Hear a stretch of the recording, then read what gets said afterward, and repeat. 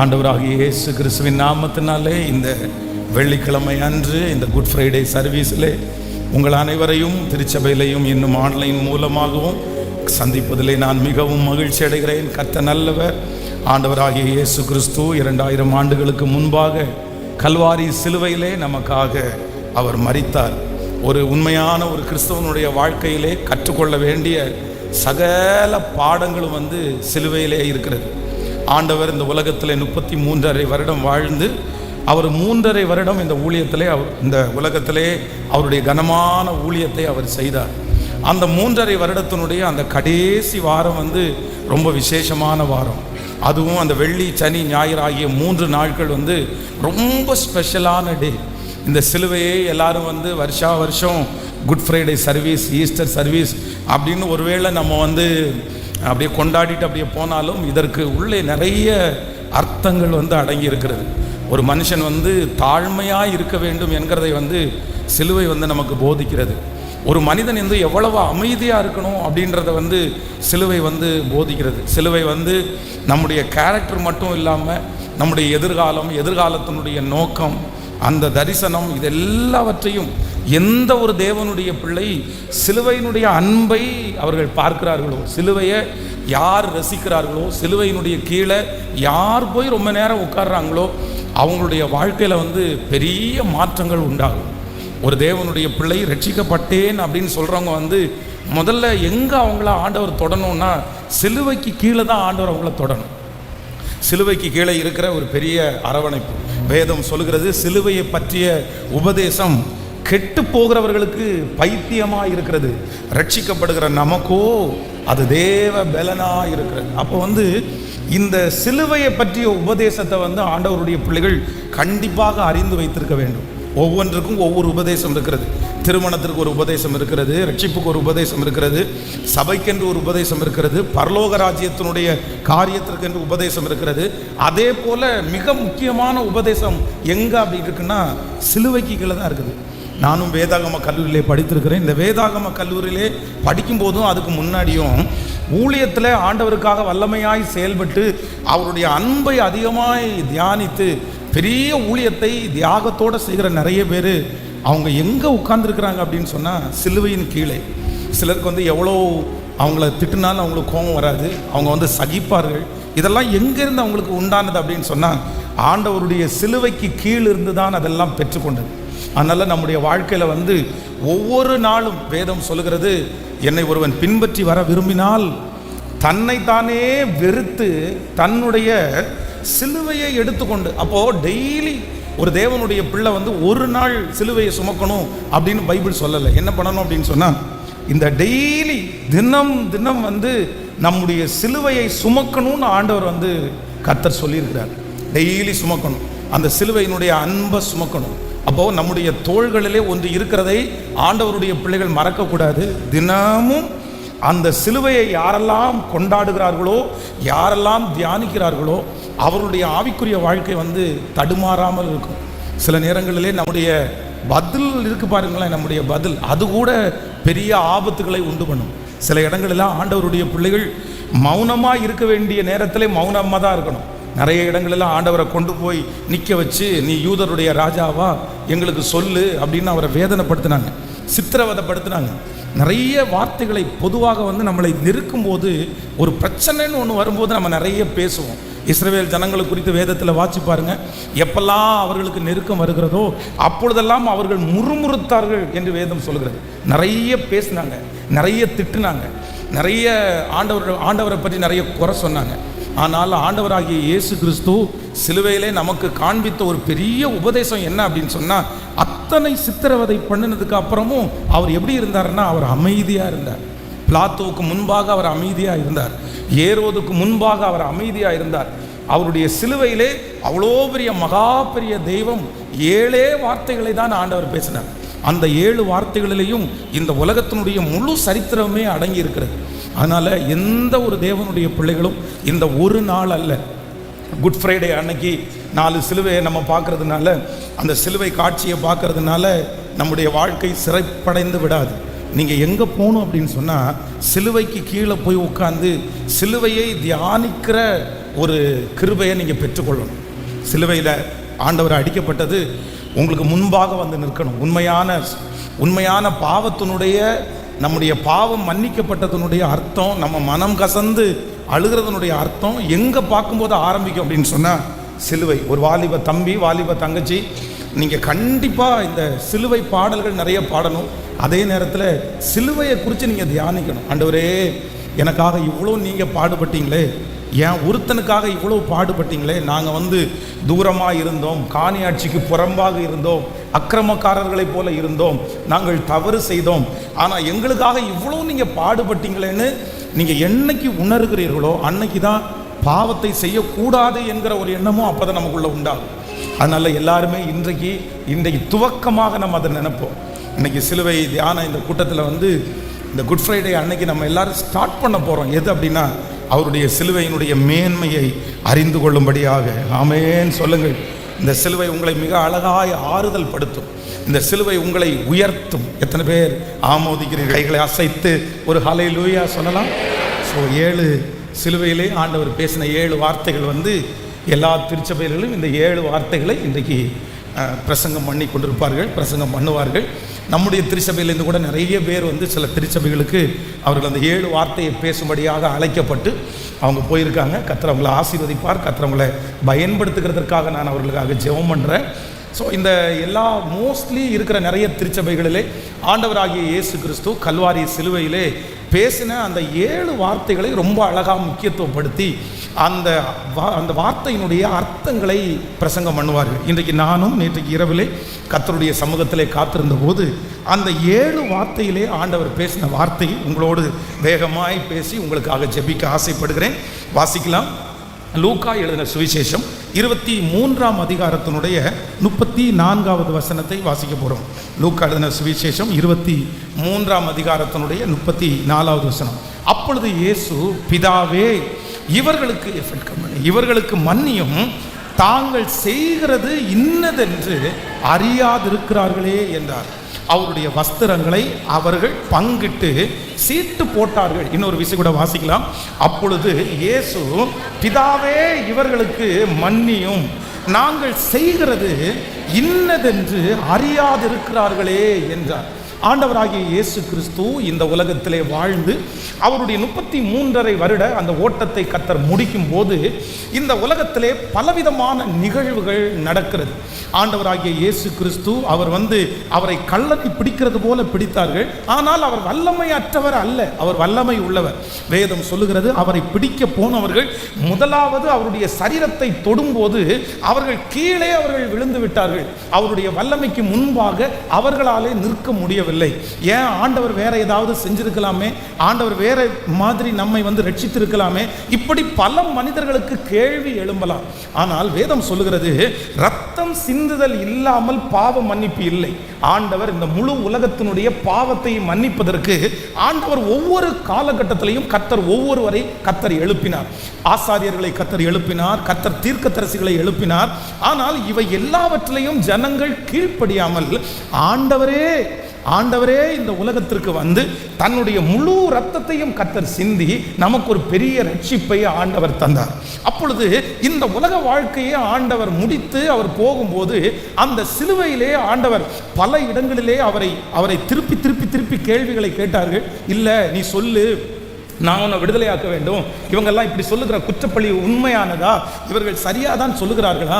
ஆனால் இவை எல்லாவற்றுக்கும் அமைதியாக இருந்த ஆண்டவர் அந்த கல்வாரி சிலுவையிலே வேதனையின் மத்தியிலே இந்த 7 வார்த்தையை பேசுகிறார். அதுல முதல் வார்த்தை என்ன பேசுறார் அப்படின்னு சொன்னா, அப்பொழுது இயேசு, பிதாவே, இவர்களுக்கு மன்னியும், தாங்கள் செய்கிறது இன்னதென்று அறியாதிருக்கிறார்கள். அப்பொழுது இயேசு, பிதாவே, இவர்களுக்கு மன்னியும், தாங்கள் செய்கிறது இன்னதென்று அறியாதிருக்கிறார்கள். கர்த்தருடைய பிள்ளைகளே, முதலாவதாக ஆண்டவராகிய இயேசு கிறிஸ்து சிலுவையிலே அடிக்கப்பட்டு அவர் சொன்ன முதல் வார்த்தை என்ன அப்படின்னா, பிதாவே, இவர்களுக்கு மன்னியும், இவர்களுக்கு மன்னியும். பொதுவாக அந்த நாட்களில் இந்த யூதர்களுக்கு இப்படிப்பட்ட ஒரு சட்டம் கொடுக்கப்படவில்லை.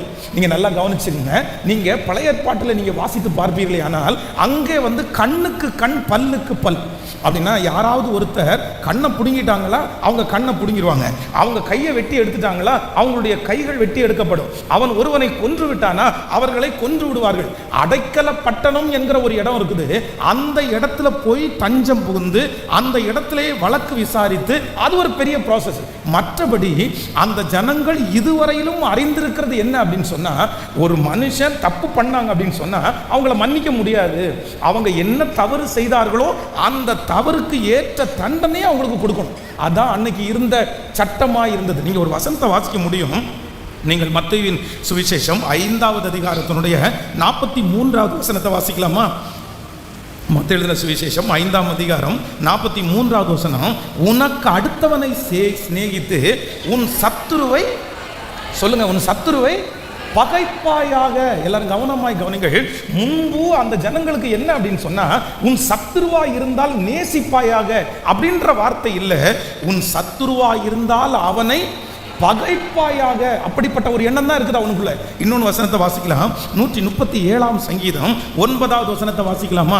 137வது சங்கீதம் 9வது வசனத்தை வாசிக்கும் போது, உன் குழந்தைகளை பிடித்து கல்லின் மேல் மோதி அடிக்கிறவன் பாக்கியவான். நல்லா கவனிச்சுங்க, அன்னைக்கு இருந்த சட்டத்தை பாருங்க. உன் பிள்ளை குழந்தைகளை பிடித்து கல்லின் மேல் மோதி அடிக்கிறவன் பாக்கியவான். எல்லாம் கவனமாக கவனிங்கள். அன்றைக்கு இருந்த ஜனங்களுக்குள்ளே இருந்த மென்டாலிட்டி என்ன அப்படின்னா, ஒரு மனிதன் தப்பு செய்தால், ஒரு மனிதன் தனக்கு விரோதமாக எழும்பினால் அந்த மனிதனுக்கு பாரபட்சம்லாம் கிடையாது. அந்த மனுஷனுக்கு விரோதமாக எழும்புவதுதான் அந்த தேசத்தினுடைய அந்த ஜனங்களுடைய எண்ணமாகவும் இருந்தது. ஆனால் ஆண்டவராகிய இயேசு கிறிஸ்து தன்னை அடித்த, தன்னை சிதைத்த, தன்னை வருத்தப்படுத்தின, தன்னை இவ்வளவு தூரம் எந்த தவறும் செய்யாமல் அவரை வேதனைப்படுத்தின ஒவ்வொருவரையும் பார்த்து ஆண்டவர் என்ன சொல்றார் அப்படின்னா, பிதாவே இவர்களுக்கு மன்னியும், இவர்களுக்கு மன்னியும், பிதாவே இவர்களுக்கு மன்னியும். ஆண்டவருடைய பிள்ளைகளே, இயேசு சிலுவையிலே பேசின முதல் வார்த்தை என்ன அப்படின்னா, தன்னுடைய சத்ருக்களை ஆண்டவர் மன்னித்தார், தன்னுடைய விரோதிகளை ஆண்டவர் மன்னித்தார், தன்னுடைய சரீரத்திலே அடித்தவர்களை ஆண்டவர் மன்னித்தார், தன்னுடைய முகத்திலே காரி துப்பினவர்களை கர்த்தர் மன்னித்தார், தன்னுடைய ரத்தம் முழுவதும் வெளியே போவது தக்கதாக தன்னை குற்றுயிராக்கின அத்தனை பேரையும் அந்த இடத்துல கர்த்தர் முதலிலே பேசுகிறார், பிதாவே இவர்களுக்கு மன்னியும், இவர்கள் செய்கிறது இன்னதென்று அறியாதிருக்கிறார்கள். இந்த குட் ஃப்ரைடே சர்வீஸில் வந்திருக்கிற ஒவ்வொரு ஆண்டவருடைய பிள்ளைகளிடத்திலையும் கர்த்தர் என்ன எதிர்பார்க்கிறார்? இந்த சிலுவையினுடைய வெற்றி உங்களுடைய இருதயத்திலே இருக்க வேண்டுமானால், நீங்கள் சிலுவைக்கு சொந்தக்காரர்களாய் மாற வேண்டும் என்றால், இந்த சிலுவையினுடைய அத்தனை ஆசீர்வாதங்களும் உங்கள் தலையின் மேல் வர வேண்டும் என்றால், நீங்களும் நானும் செய்ய வேண்டியது ஒன்று. என்ன செய்யணும் அப்படின்னு சொன்னால், மனிதர்களுடைய தப்பிதங்களை நீங்கள் மன்னியாதிருந்தால் பரமபிதா உங்கள் தப்பிதங்களை மன்னிக்கவே மாட்டார். நீங்களும் நானும் எத்தனை தவறு செய்திருக்கிறோம், எத்தனை தப்பு செஞ்சிருக்கிறோம், ஆண்டவரிடத்தில் எத்தனை டைம் போய் சாரி அப்படின்னு ஆண்டவரிடத்தில் கேட்டிருக்கிறோம். ஆனால் ஆண்டவர் எல்லாவற்றையும் நமக்கு மன்னித்தார். நாம் செய்த தவறை ஒரு உலகத்தில் இருக்கிற மனுஷனுக்கு செஞ்சிருந்தா கண்டிப்பா அந்த மனுஷன் அந்த தவறுக்கு மன்னிப்பு கொடுத்துருக்க முடியாது. அந்த மனுஷன் அந்த தப்புக்கு மன்னிப்பு கிடையாது. ஏன்னா எத்தனை விசை. ஆனால் இன்று வரைக்கும் நம்முடைய ஆண்டவர் எப்படி இருக்கிறார்னா, நம்முடைய பாவங்களை மன்னிக்கிறவராக இருக்கிறார். இந்த குட் ஃப்ரைடே சர்வீஸுக்கு வந்திருக்கிற ஆண்டவருடைய பிள்ளையை, ஒருவேளை யாரோ ஒருவர் உங்களை நஷ்டப்படுத்தி இருக்கலாம், உங்களை அவமானப்படுத்தி இருக்கலாம், உங்களை ஏமாற்றி இருக்கலாம். இவன் இவ்வளவு துரோகம் பண்ணினா நான் கண்டிப்பாக இவனை மன்னிக்க மாட்டேன், நான் சாகிற வரைக்கும் இவனை மன்னிக்க முடியாது, இவன் மன்னிக்கிறது மாதிரியா தப்பு செஞ்சான், எவ்வளவு பெரிய துரோகத்தை பண்ணிட்டான், நான் மன்னிக்க முடியாது அப்படின்னு நீங்கள் நினைக்கலாம். ஆனால் ஒன்று நீங்கள் நினைத்துக் கொள்ளுங்கள், நீங்கள் மனுஷருடைய தப்பிதங்களை நீங்கள் மன்னியாதிருந்தால் பாதிக்கப்படுவது அவர்கள் அல்ல, நீங்க பாதிக்கப்படுவீங்க. எந்த மனுஷன் மன்னிக்கலையோ அந்த மனுஷன் நோயாளியாய் மாற்றப்படுவார். உங்களுக்கு ஒரு சம்பவத்தை சொல்லி இருக்கிறேன். சென்னையிலே ஒரு மிகப்பெரிய திருச்சபையிலே ஒரு மனிதர், 50 வயது மதிக்கத்தக்க ஒரு மனிதர் ஜெபிக்கிறதற்காய் கடந்து போனார். என்ன பிரச்சனைன்னு கேட்டா ஒன்றும் இல்லை, அவர் ஒரு நாளையில் ஒரு 20-30 டைம் பிளட் வாமிட் எடுத்துகிட்டே இருந்தார். அவருக்கு ரத்தம் வந்துட்டே இருக்கும். டாக்டர்கள் எத்தனையோ செக் பண்ணி பார்த்தோம், அவருக்குள்ளே எந்த நோயும் கண்டுபிடிக்கவில்லை. இந்த ரத்தத்தை அவர் வாந்தி எடுக்கிறதுனால அவருடைய உடம்பு ரொம்ப வீக் ஆயிடுச்சு. அதுக்கு மேலே அவரால் ஒன்றுமே பண்ண முடியல. அப்போ அந்த ஊழியக்காரத்தில் ஜெபம் பண்ணும்போது ஆண்டவர் ஊழியக்காரத்தில் பேசினாராமா, இல்லை இந்த மனுஷனுக்குள்ள ஒரு கசப்பு இருக்குது, இந்த கசப்பு தான் இந்த மனுஷனுக்குள்ள வியாதியை கொண்டு வந்திருக்குது அப்படின்னு அவர் ஜெபம் பண்ணி சொன்னாராமா. உடனே இந்த நபரிடத்தில் கேட்டு பார்த்தா அவர் ஆமா அப்படின்னு சொல்லி கொண்டு வந்திருக்கிற பெட்டியை அவர் திறந்து காமிச்சிருக்கிறாரு. அந்த பெட்டியில் பார்த்தீங்கன்னா ஒரு அருவா, நல்ல தீட்டப்பட்ட ஒரு அருவா அந்த பெட்டிக்குள்ளே இருந்திருக்குது. என்ன இது அருவாவை பெட்டிக்குள்ளே வச்சுட்டு அலையிறீங்க? அது ஒன்றுமே இல்லை பாஸ்டர், நான் பல ஆண்டுகளாக வெளிநாட்டிலே வேலை செய்து பணத்தை என் மனைவிக்கு அனுப்பினேன், என் மனைவி எல்லாத்தையும் வாங்கிட்டாங்க, எல்லா லெட்டரும் அனுப்பினேன், எல்லாத்தையும் வாங்கிட்டாங்க, இங்கே இருந்து வீடு வாங்குறதுக்கு நிலம் வாங்குறதுக்கு அனுப்பினேன், ஆனால் எல்லாவற்றையும் அவங்க செலவு பண்ணி இங்கே இருக்கிற ஒரு நபரோட கள்ள தொடர்பை ஏற்படுத்தி கடைசியில் நான் வரும்போது என்னை ஏர்போர்ட்டில் பிக்கப் பண்ணுறதுக்கு யாரும் இல்லை, குடியிருந்த வீட்டுக்கு போனால் அங்கே வேற ஆள் குடியிருந்தாங்க, அவங்க அப்பா அம்மாட்ட போனால் அவன் யாரோடைய போயிட்டா அப்படின்னு சொல்லி என் பணத்தை தூக்கி என் முகத்தில் வீசிட்டாங்க. அன்னையிலிருந்து என் மனைவியை கொல்லாமல் நான் வாழ மாட்டேன், அவள் என்னுடைய வாழ்க்கையினுடைய டார்கெட்டே அவளை கொன்றணும் அப்படின்ற முடிவு எடுத்தேன் அப்படின்னு அந்த மனுஷன் சொன்னான். உடனே இந்த போதகர் சொன்னார், இல்லை உங்கள் மனைவியை நீங்கள் மனசார மன்னிக்கணும், அவங்க வாழ்ந்துடட்டும், ஆனால் நீங்கள் மன்னிக்காமல் இந்த வியாதியிலிருந்து சரியாக முடியாது. அவர் சொன்னார், அப்படி எனக்கு வியாதிக்கு சரியாக வேண்டிய அவசியமே இல்லை, என் மனைவியை மன்னிச்சு நான் வாழ வேண்டாம், என் மனைவியை மன்னிச்சு நான் நல்லா இருக்க வேண்டாம், என் மனைவி அவ்வளோ துரோகம் பண்ணி இருக்கிறாங்க. ஆனால் நாட்கள் போக போக ரொம்ப பலவீனப்பட்டார். கடைசியில் தன்னுடைய மனைவியை மனதார மன்னிக்கிறான் அப்படின்னாரு, அறிக்கை செய்தார். அவருடைய அந்த இரத்த வாந்தி முழுவதுமாக நின்று ஆண்டவருக்கு தன்னுடைய வாழ்க்கையை ஒப்பு கொடுத்து இன்றைக்கு கர்த்தர் அவரை ஊழியக்காரராய் கர்த்தர் வைத்திருக்கிறார். ஆண்டவருடைய பிள்ளைகளே, கசப்போடு இருந்து இருந்து மன்னிக்காமல் இருந்து இருந்து உங்களுடைய வாழ்க்கையை நீங்கள் ஒரு நாளும் தொலைச்சிடாதீங்க. என்ன பண்றது என்ன பண்றது, அப்படி ஒரு தீங்கு செஞ்சுட்டாங்க, அப்படி அவங்க விழுந்துட்டாங்க, ஒருவேளை உங்க அன்பை அவங்க புரிஞ்சுக்காம இருக்கலாம், உங்களுடைய கொடுப்பை அவங்க புரிஞ்சுக்காம இருக்கலாம், உங்களுடைய தியாகம் அவங்களுக்கு தெரியாம இருந்திருக்கலாம், உங்களுடைய மனசுல இருக்கிற வேதனை நியாயமான காரணமா இருக்கலாம், நியாயமான வேதனையா இருக்கலாம். நீங்கள் மன்னிக்க முடியாதுன்னு ஒரு 10 பேர்கிட்ட சொன்னா அவங்க அத்தனை பேரும் ஆமா பிரதர், இவ்வளவு துரோகம் பண்ணவங்களை நீங்க எப்படி பிரதர் மன்னிக்க முடியும் அப்படின்னு கூட கேட்கலாம். ஆனா என் ஆண்டவராகிய இயேசு கிறிஸ்து கல்வாரி சிலுவையிலே அவ்வளவு வேதனையின் மத்தியிலையும் தன்னுடைய சரீரத்திலே முழுவதுமாய் பித்தவர்கள், அப்படியே அவ்வளோ பெரிய முள்ளை எடுத்து, அந்த முள்ளு ஒரு முள்ளு 3 இன்ச் இருக்குமாமா, அந்த முள் கிரீடத்தை தலையில வச்சு அது கீழே விழுந்துடக்கூடாதுன்றதுக்காக ஓங்கி கோலினாலே அடிச்சாங்க. எப்படி இருக்கும் பாருங்க, ஊசியை எடுத்து 10 ஊசியை சுற்றி வச்சு நம்முடைய மண்டைக்குள்ளே ஏற்றுனா எப்படி இருக்கும்னு நினைக்கிறீங்க? அவ்வளவு வலியையும் எனக்காக ஆண்டவர் கல்வாரி சிலுவையிலே கர்த்தர் சுமந்தார். அவரை கோலினால் அடித்தார்கள். அவருடைய கிரீடம் அவரோடு கூட இருந்தது. அந்த கிரீடம் அங்கே இருக்கிறதுக்கு இவ்வளவு சுமந்து இவ்வளவு அடிக்கப்பட்டு எப்படி அந்த கிரீடம் இருந்துச்சுன்னா, அவருடைய ஸ்கின்னுக்குள்ள அந்த ஆணி அந்த முள்ளு போய் உள்ள குத்திருச்சு. அவ்வளவு வலிகள் மத்தியிலையும் இயேசு உங்களுக்காகவும் எனக்காகவும் ஒரு வார்த்தை சொன்னார், பிதாவே இவர்களுக்கு மன்னியும். அப்பாவை மன்னிக்காத யாரோ ஒருத்தர் இந்த ஜபத்தில் இருக்கலாம், அம்மாவை மன்னிக்காத யாரோ ஒருத்தர் இந்த ஜபத்தில் இருக்கலாம். எனக்கு ஒன்றுமே தரல, எனக்கு ஒன்றுமே கொடுக்கல, நான் எப்படி பாஸ்டர் மன்னிக்கிறது, எனக்கு என்ன பண்ணினாங்க, என்னென்னமோ நீங்கள் நியாயமான காரணத்தை சொல்லி கொண்டு இதில் வந்திருக்கலாம். என் மாமியாரை என்னால் மன்னிக்கவே முடியல பாஸ்டர், நான் எப்படி மன்னிப்பேன், நான் மன்னிக்க மாட்டேன், அவங்க துரோகம் ரொம்ப பெருசு. ஆனால் ஆண்டவர் இன்னைக்கு உங்களுக்கும் எனக்கும் கர்த்தர் வாக்கு கொடுக்குறார். நீங்கள் அவங்களிடத்துல ஒன்று சொல்லுங்க. என்ன சொல்லுங்க அப்படின்னா, நான் உங்களை மனசார நான் மன்னிக்கிறேன், நான் மனசார மன்னிக்கிறேன். இந்த சிலுவை உங்களை சிங்காசனத்தில் கொண்டு போய் நிறுத்தும், இந்த சிலுவை உங்களை ஆசீர்வதிக்கும், இந்த சிலுவை உங்களை ஐஸ்வர்யவான்களாய் மாற்றும், இந்த சிலுவை உங்களை அநேகருக்கு முன்பாக, லட்சக்கணக்கான ஜனங்களுக்கு முன்பாக இந்த சிலுவை உங்களை தூக்கி நிறுத்தும். அவர்கள் எப்படி வேண்டும் என்றாலும் இருக்கலாம். இப்போ நீங்க மனசார சொல்லுங்க, நான் உன்னை மன்னிக்கிறேன், நாங்கள் உங்களை மன்னிக்கிறோம்.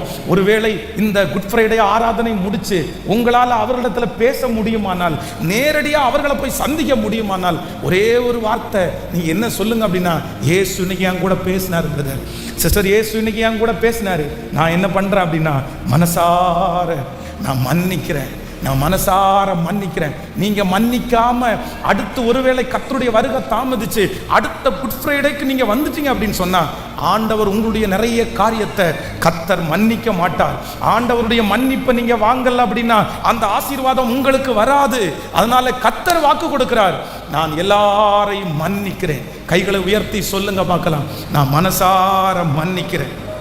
சொல்லுங்க, நீங்க யார் மேல கசப்பா இருக்கிறீங்களோ, நீங்க யார் மேல கசப்பா இருக்கிறீங்களோ அவர்களுக்கு ஒண்ணு சொல்லுங்க, ஆண்டவரே நான் அவர்களை மனதார மன்னிக்கிறேன்.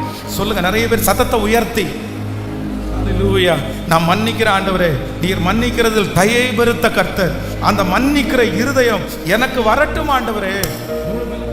பலத்தோட ஆண்டவரே அந்த மன்னிக்கிற இருதயம் வரட்டும். ஹல்லேலூயா. கைகளை அசைத்து ஒரு ஹல்லேலூயா சொல்லலாம். நான் என்னுடைய திருச்சபையிலே இருக்கும்போது, சின்ன பையனா இருக்கும்போது 14 வயதிற்கு முன்பாக அபிஷேகத்திற்காக ரொம்ப ஜெபம் பண்ணி இருக்கிறேன். ஆனால் அந்நிய பாஷை வரத்தோட எனக்கு அபிஷேகம் கிடைக்கல. அப்போ பைபிள் காலேஜில் வந்ததுக்கு பிற்பாடு எல்லாருமே அந்நிய பாஷையில் நிறைஞ்சு ஜெபம் பண்ணுறதை பார்த்து எனக்கு ரொம்ப ஆசையாக இருக்கும். அதனால ஒவ்வொரு சனிக்கிழமையும் இரவு காத்திருப்பு ஜெபம் அப்படின்னு வைப்பாங்க. அந்த காத்திருப்பு ஜெபத்தில் ஒரு 5:30 மணிக்கு சேப்பலுக்குள்ளே போயிட்டோம்னா 9:30 மணி வரைக்குமே நடக்கும். அந்த 9:30 மணி வரைக்குமே நேர் முழங்கால நின்று அபிஷேகத்திற்காக கெஞ்சுவேன். ஆனா ஒரு ஆண்டு முழுக்க எனக்கு அபிஷேகமே கிடைக்கல. அப்போ ஒரு நாள் நான் உட்கார்ந்து அழுது ஜெபம் பண்றேன், ஆண்டவரே நான் ஒரு ஊழியக்காரனா இருக்கிறேன், எனக்கு இன்னும் அந்நிய பாஷையின் வரத்தோட அபிஷேகம் கிடைக்கல, நான் அதை வாஞ்சிக்கிறேன், எனக்கு கிடைக்காதா, எனக்கு நீங்க தர மாட்டீங்களா? அப்போ என்னுடைய கண்ணுக்கு முன்னாடி நான் 9th ஸ்டாண்டர்ட் 9வது வகுப்பு படிக்கும் போது ஒரு 9ஆம் வகுப்பு என் கூட படிச்ச ஒரு பையன் எனக்கு கண்ணுக்கு முன்னாடி நின்னான். அப்போ ஏன் இந்த மனுஷனை அப்படின்னு பார்த்தா, 9ஆம் வகுப்பு படிக்கும் போது நானும் எங்க அண்ணனும் வீட்டை விட்டு ஸ்கூலுக்கு போயிட்டு இருக்கும்போது எங்க அண்ணனை எங்க அண்ணனும் நானும் ஒரே கிளாஸ், அவர் ஃபெயில் ஆயிட்டாரு. அதனால நாங்கள் 2 பேருமே 9th தான் படித்தோம். அப்போ எங்க அண்ணனை அந்த பையன் அடிக்கிறான். அடித்த உடனே எனக்கு ரொம்ப கோபம் தாங்க முடியாம நானும் அவரை அடிக்கிறேன். இப்போ 3 பேர் சண்டை போட்டு ஸ்கூலுக்கு லீவ் லேட்டாக போனதுனால வாத்தியார் 3 பேருக்கும் பனிஷ்மெண்ட் கொடுத்துட்டாங்க. பனிஷ்மெண்ட் கொடுத்தா அன்னைக்கு அந்த பையனிடத்துல பேசினது, அதுக்கப்புறம் பேசவே இல்லை. 10th முடிச்சுட்டு 9th முடிச்சு 10th முடிச்சுட்டேன். எங்கள் ஊர், நாங்கள் 2 பேரும் ஒரே ஆற்றுக்கு தான் குளிக்க போவோம். அவன் அந்த பக்கம் நின்று குளிப்பான், நான் இந்த பக்கம் நீ குளிப்பேன். ஆனால் நாங்கள் ஒருத்தருக்கு ஒருத்தர் பேசிக்க மாட்டோம். ஆனால் எங்கள் அண்ணன் பார்த்தீங்க அப்படின்னா ஒரு வாரத்துக்குள்ளே போய் தோளில் கை போட்டு பேசிட்டு இருக்கிறான். எனக்கு ரொம்ப கோபம் வந்துச்சு. ஏண்டா உனக்காக தான் நானே சண்டை போட போனேன், நீ என்னடான்னா இன்னைக்கு அவன் தோளில் கை போட்டு போற, இது உனக்கு நியாயமா இருக்கா? அதுக்கு நான் என்ன பண்ண முடியும்? எங்க அண்ணன் அதை குறித்து கேர் எடுக்கவே இல்லை. ஆனா எனக்குள்ளே இருந்த அந்த பகை வளர்ந்து நான் அவன்கிட்ட பேசவே இல்லை. அப்ப ஆண்டவர் காண்பிச்சார் அந்த மனுஷனை. நான் அந்த இயர் பைபிள் காலேஜிலேருந்து ஊருக்கு போகும்போது எப்படியாவது இந்த மனுஷனை சந்திச்சு, ஆண்டவரே நான் மன்னிப்பு கேட்டுறணும், எப்படியாவது என் கண்ணுக்கு முன்னாடி கொண்டு வாங்க அப்படின்னு சொன்ன உடனே பார்த்தீங்கன்னா ஆற்றுக்கு அதே மாதிரி குளிக்க போகிறேன். ஆப்போசிட்டில் அந்த வயலுடைய வரப்பில் அவர் நடந்து வந்துட்டு இருக்கிறாரு. உடனே மனசில் நினச்சேன், ஆண்டவரே நீங்கள் தான் கொண்டு வரீங்க, இன்னைக்கு கண்டிப்பாக நான் அவர்கிட்ட மன்னிப்பு கேட்பேன். என்னை பார்த்த உடனே அவர் அடுத்த வரப்பு போயிட்டார். நான் அடுத்ததுக்கு போனேன். போய் நேராக அவருடைய கையை பிடிச்சி, என்னை மன்னிச்சுக்கப்பா, என்னை மன்னிச்சுக்க, நான் தெரியாமல் அவங்ககிட்ட சண்டை போட்டேன், நான் இப்போ ஏசப்பா பிள்ளையா மாறிட்டேன், அன்றைக்கு அவரிடத்துல மன்னிப்பு கேட்டு ஒப்புரவானே. நீங்கள் நம்ப மாட்டீங்க, அடுத்த மாதம் 1st மாதம் நடந்த அந்த காத்திருப்பு கூட்டத்தில் கர்த்தர் என்னை அபிஷேகித்தார். அவருடைய அந்நிய பாஷையின் வரத்தோடு ஆண்டவர் என்னை ஆசீர்வதித்தார். அந்த தேவன் இன்றும் ஜீவிக்கிறார். நீங்கள் மன்னித்து பாருங்கள். நீங்கள் மன்னித்த உடனே ஆண்டவர் அந்த அற்புதத்தை செய்வேன் என்று கர்த்தர் வாக்கு கொடுக்கிறார். எத்தனை பேர் ஆமோதிக்கிறீர்கள்? யார் மேலையும் கசப்பு என்கிற ஒன்று இருக்கக்கூடாது. ஆண்டவருடைய பிள்ளைங்க பாடும்போது பாடணும், எதை குறித்தும் கலக்கம் இல்லப்பா, எல்லாவற்றுக்காகவும் நன்றி சொல்லுவேன், யார் மேலும் கசப்பு இல்லப்பா, எல்லாருக்காகவும் மன்றாடுவேன். இந்த ஒரு ஸ்டேட்மெண்ட்டை என்னைக்கு ஒரு தேவனுடைய பிள்ளை நீங்க உங்க வாயினால அறிக்கை செய்றீங்களோ, அன்னைக்கு தான் உண்மையாகவே நீங்க ஆண்டவருடைய பிள்ளை. எத்தனை பேர் ஆமோதிக்கிறீங்க சொல்லுங்க பார்க்கலாம். மனசார நான் மன்னிக்கிறேன். இயேசு அவ்வளவு வேதனையின் மத்தியிலையும் அந்த வார்த்தையை பேசினது உங்களுக்காக தான் பிரதர், சிஸ்டர், உங்களுக்காக தான் சிஸ்டர். கர்த்தர் சொல்றாரு, பரவாயில்ல மகளே, அன்றியும் அவருடைய தீர்மானத்தின்படி அழைக்கப்பட்டவர்களாகி தேவனிடத்தில் அன்பு கூறுகிறவர்களுக்கு சகலமும் நன்மைக்கு ஏதுவாய் நடக்கிறது. அந்த மனுஷன் உங்களுக்கு தீங்கு செய்ததுனால ஒன்னும் தோல்வி ஆகலையே, இல்ல, ஆண்டவர் மன்னிச்சா பெரிய இரக்கத்தை கர்த்தர் தருகிறவர். ஆமென் சொல்லுங்க பார்க்கலாம். ஹல்லேலூயா. உங்களுடைய வாழ்க்கையில இந்த உலகத்துல இருக்கிற வரைக்கும் ஒரு பொருத்தனை எடுங்க. எல்லாரையும் நான் என்ன பண்ணுவேன்? சத்தமா சொல்லுங்க, எல்லாரும் சொல்லுங்க, எல்லாரும் சொல்லுங்க. மன்னிக்கிறதுல தாமதமா இல்லை, மன்னிக்கிறதுல தாமதமா இல்லை. எப்போ? அந்த வலியோடையே, அந்த வலியை சுமக்கும் போதே. என் ஆண்டவர் மன்னிச்சாருப்பா. என் ஆண்டவர் பரலோகத்துல போய் அவனை மன்னிக்கல, உயிர் தெழுந்த பிறகு அவனை மன்னிக்கல. எப்ப மன்னிச்சாரு? நீங்கள் இந்த சத்தத்தை கேட்குற யாரோ ஒருத்தர் சொல்லலாம், பாஸ்டர் நான் மன்னிக்கிறேன், மன்னிக்கலன்னு நான் சொல்லலை, ஆனால் எனக்கு கொஞ்சம் வலி ஆறட்டும் பாஸ்டர், எனக்கு கொஞ்சம் காயம் ஆறட்டும், நான் இப்போ என்னுடைய இருதய ரணமாக இருக்குது, நான் இப்போ மன்னிக்க முடியாது, ஒரு 1 இயரில் மன்னிக்கிறேன், ஒரு 6 மந்தில் மன்னிக்கிறேன், ஒரு 3 நாளில் மன்னிக்கிறேன். இல்லை, ஆண்டவர் யாரோ ஒருத்தரிடத்தில் ரொம்ப தெளிவாக பேசுகிறார், கையை பிடிச்சி, நீ மன்னிக்க வேண்டியது காயம் மாறினதுக்கு பிற்பாடு இல்லை, எப்போ மன்னிக்கணுமாம்மா? கேட்கல, என் காலில் ஒருத்தவங்க மிதிச்சிட்டாங்க அப்படின்னு சொன்னால் வலிக்கும் போது நான் அவங்கள மன்னிக்கணும். அந்த வலி முடிஞ்சதுக்கப்புறம் எத்தனை பேர் வேணாலும் மன்னிக்கலாம், ஆனால் வலியோடு மன்னிக்கிறாங்க பாருங்க, அவங்க தான் யார் அப்படின்னா என் தேவனுடைய பிள்ளைகள், என் தேவனுடைய பிள்ளைகள்.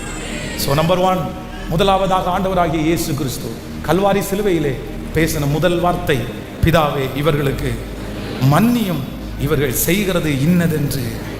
நம்பர் 2, இரண்டாவதாக ஒரு வார்த்தையை வாசிக்க போகிறோம், வேகமாக எடுத்து வாசிக்கலாம். யோவான் எழுதின சுவிசேஷம், லூக்கா எழுதின சுவிசேஷம் 23ஆம் அதிகாரத்தினுடைய 43வது வசனத்தை வாசிக்கலாம். ஸ்தோத்திரம். இயேசு அவனை நோக்கி, இன்றைக்கு நீ என்னுடனே கூட பரதேசியில் இருப்பாய் என்று மெய்யாகவே உனக்கு சொல்லுகிறேன் என்றார். இன்னொரு விஷயம் கூட எல்லாரும் வாசிக்கலாம். இயேசு அவனை நோக்கி, இன்றைக்கு நீ என்னோடு கூட பரதேசியில் இருப்பாய் என்று மெய்யாகவே உனக்கு சொல்லுகிறேன். அல்லேலூயா. கர்த்தருடைய பிள்ளைகளே, இரண்டாவதாக ஆண்டவராகிய இயேசு கிறிஸ்து தன்னுடைய கல்வாரி சிலுவையிலே ஆண்டவர் பேசின இரண்டாவது வார்த்தை, ஆண்டவர் சிலுவையிலே நேராக ஃபர்ஸ்ட் சிலுவையிலே ஆண்டவர் அடிக்கப்பட்டிருக்கிறார். அங்கே வலது பக்கத்திலே ஒரு கள்ளனும் இடது பக்கத்திலே ஒரு கள்ளனும் அடிக்கப்பட்டிருக்கு. ஏன் அப்படி அடிச்சாங்க அப்படின்னு சொன்னா, அவரை குற்றவாளி என்று எல்லாரும் பார்க்கணும் அப்படின்றதற்காக ஆண்டவர் ஒரு பக்கத்திலே ஒரு கள்ளனும் இன்னொரு பக்கத்திலே இன்னொரு கள்ளனும் அடிக்கப்பட்டாங்க. இப்போ அதுல இருக்கிற ஒரு கள்ளன் வந்து என்ன பண்றான் அப்படின்னு சொன்னா, ரொம்ப ஆண்டவரை வித்தியாசமா திட்டுறான். நீ தேவனுடைய குமாரனா இருந்தா நீயும் விடுதலையாகு, எங்களையும் விடுதலையாக்க வேண்டியதுதானே, ஏன் இப்படி இருக்கிற அப்படின்னு சொன்ன உடனே அந்த பக்கத்துல இருக்கிற அந்த தேவ மனுஷன் அவன் என்ன சொல்றான் அப்படின்னு சொன்னா, எப்பா நீ வந்து பயப்படுறது இல்லையா, இவர் யாருன்னு உனக்கு தெரியாதா அப்படின்னு ஆண்டவரை பார்த்து சொல்கிறான். ஆண்டவரே நீ ஒன்று பண்ணுங்க, இயேசுவை நோக்கி, ஆண்டவரே நீர் உம்முடைய ராஜ்யத்தில் வரும்போது அடியேனை நினைத்தருளும் என்றார். உடனே ஆண்டவர் அந்த மகனை பார்த்து என்ன சொல்கிறார் அப்படின்னா, இயேசு அவனை நோக்கி, நீ இன்றைக்கு நீ என்னோடு பரதேசியில் இருப்பாய். நான் நம்புறேன், ஆண்டவர் வந்து அந்த வேதனையான சூழ்நிலையிலே, அந்த வலியான சூழ்நிலையிலே இந்த ரெண்டாவது வார்த்தையை பேசுகிறதுக்கு என்ன அர்த்தம் அப்படின்னு சொன்னா, இந்த நிமிஷத்துல நீ ஞானஸ்தானம் எடுத்தியா, நீ அபிஷேகம் பெற்றியா, நீ சர்ச்சுக்கு போனியா, நீ தசமபாகம் கொடுத்தியா, நீ என்ன பலி செலுத்தின, இதை எதையுமே கர்த்தர் கேட்கல. அந்த வலியின் நடுவிலே கர்த்தர் சொல்லுகிறார், இனி உனக்கு டைம் இல்லை, நீ இன்னும் கொஞ்ச நேரத்தில் நீயும் மறிக்க போகிறாய், ஆனால் நான் உன்னை ஒன்று பண்ணுறேன், என்ன செய்ய போகிறேன் அப்படின்னா, முழு மனசார ஆண்டவர் சிலுவை கள்ளனை ஏற்றுக்கொண்டார். எத்தனை பேரை ஆமோதிக்கிறீர்கள்? இரண்டாவதாக சிலுவையிலே ஆண்டவர் பேசின இரண்டாவது வார்த்தையினுடைய அர்த்தம் என்ன அப்படின்னா, மனப்பூர்வமாய் ஏற்றுக்கொண்டார், மனதார ஏற்றுக்கொண்டார். இவருக்கும் அவருக்கும் ஏணி வச்சா கூட எட்டாது, அவர் ஏற்றுக்கொள்ள வேண்டிய அவசியமே இல்லை.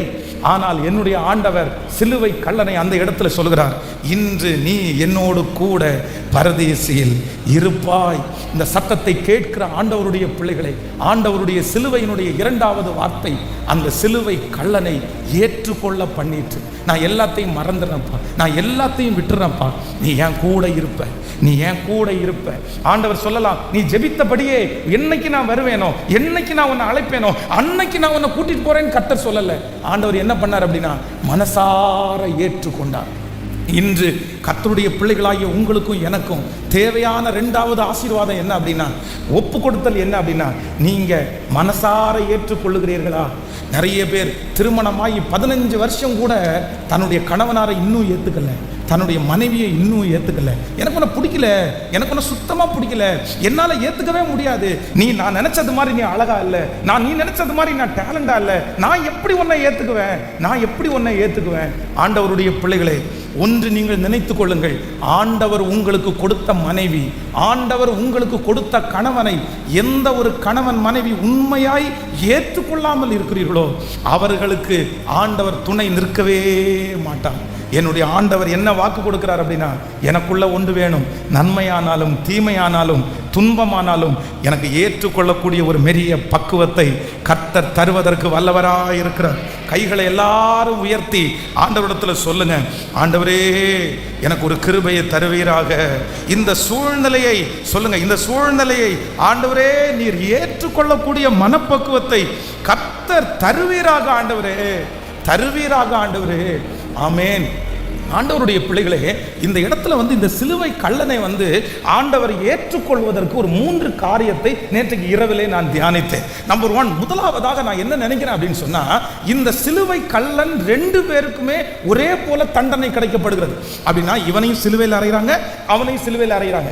இவனுக்கும் ஆணிகள் அடிக்கப்படுகிறது, அவனுக்கும் ஆணிகள் அடிக்கப்படுகிறது. இவனுடைய காலையும் அடிக்கிறாங்க, அவனுடைய காலையும் அடிக்கிறாங்க. 2 பேருக்கும் சூழ்நிலை ஒண்ணுதான், 2 பேருக்கும் தண்டனை ஒன்றுதான், 2 பேருக்கும் அவங்க கொடுத்த பனிஷ்மெண்ட் ஒன்றுதான். ஆனா ஒருத்தனால அதை என்ன பண்ண முடியல அப்படின்னா, ஏத்துக்கவே முடியல. ஆனா இந்த சிலுவை கள்ளன், ஒரு சிலுவை கள்ளன் என்ன பண்றான் அப்படின்னா, நாமோ நியாயப்படி தண்டிக்கப்படுகிறோம், நியாயப்படி தண்டிக்கப்படுகிறோம்.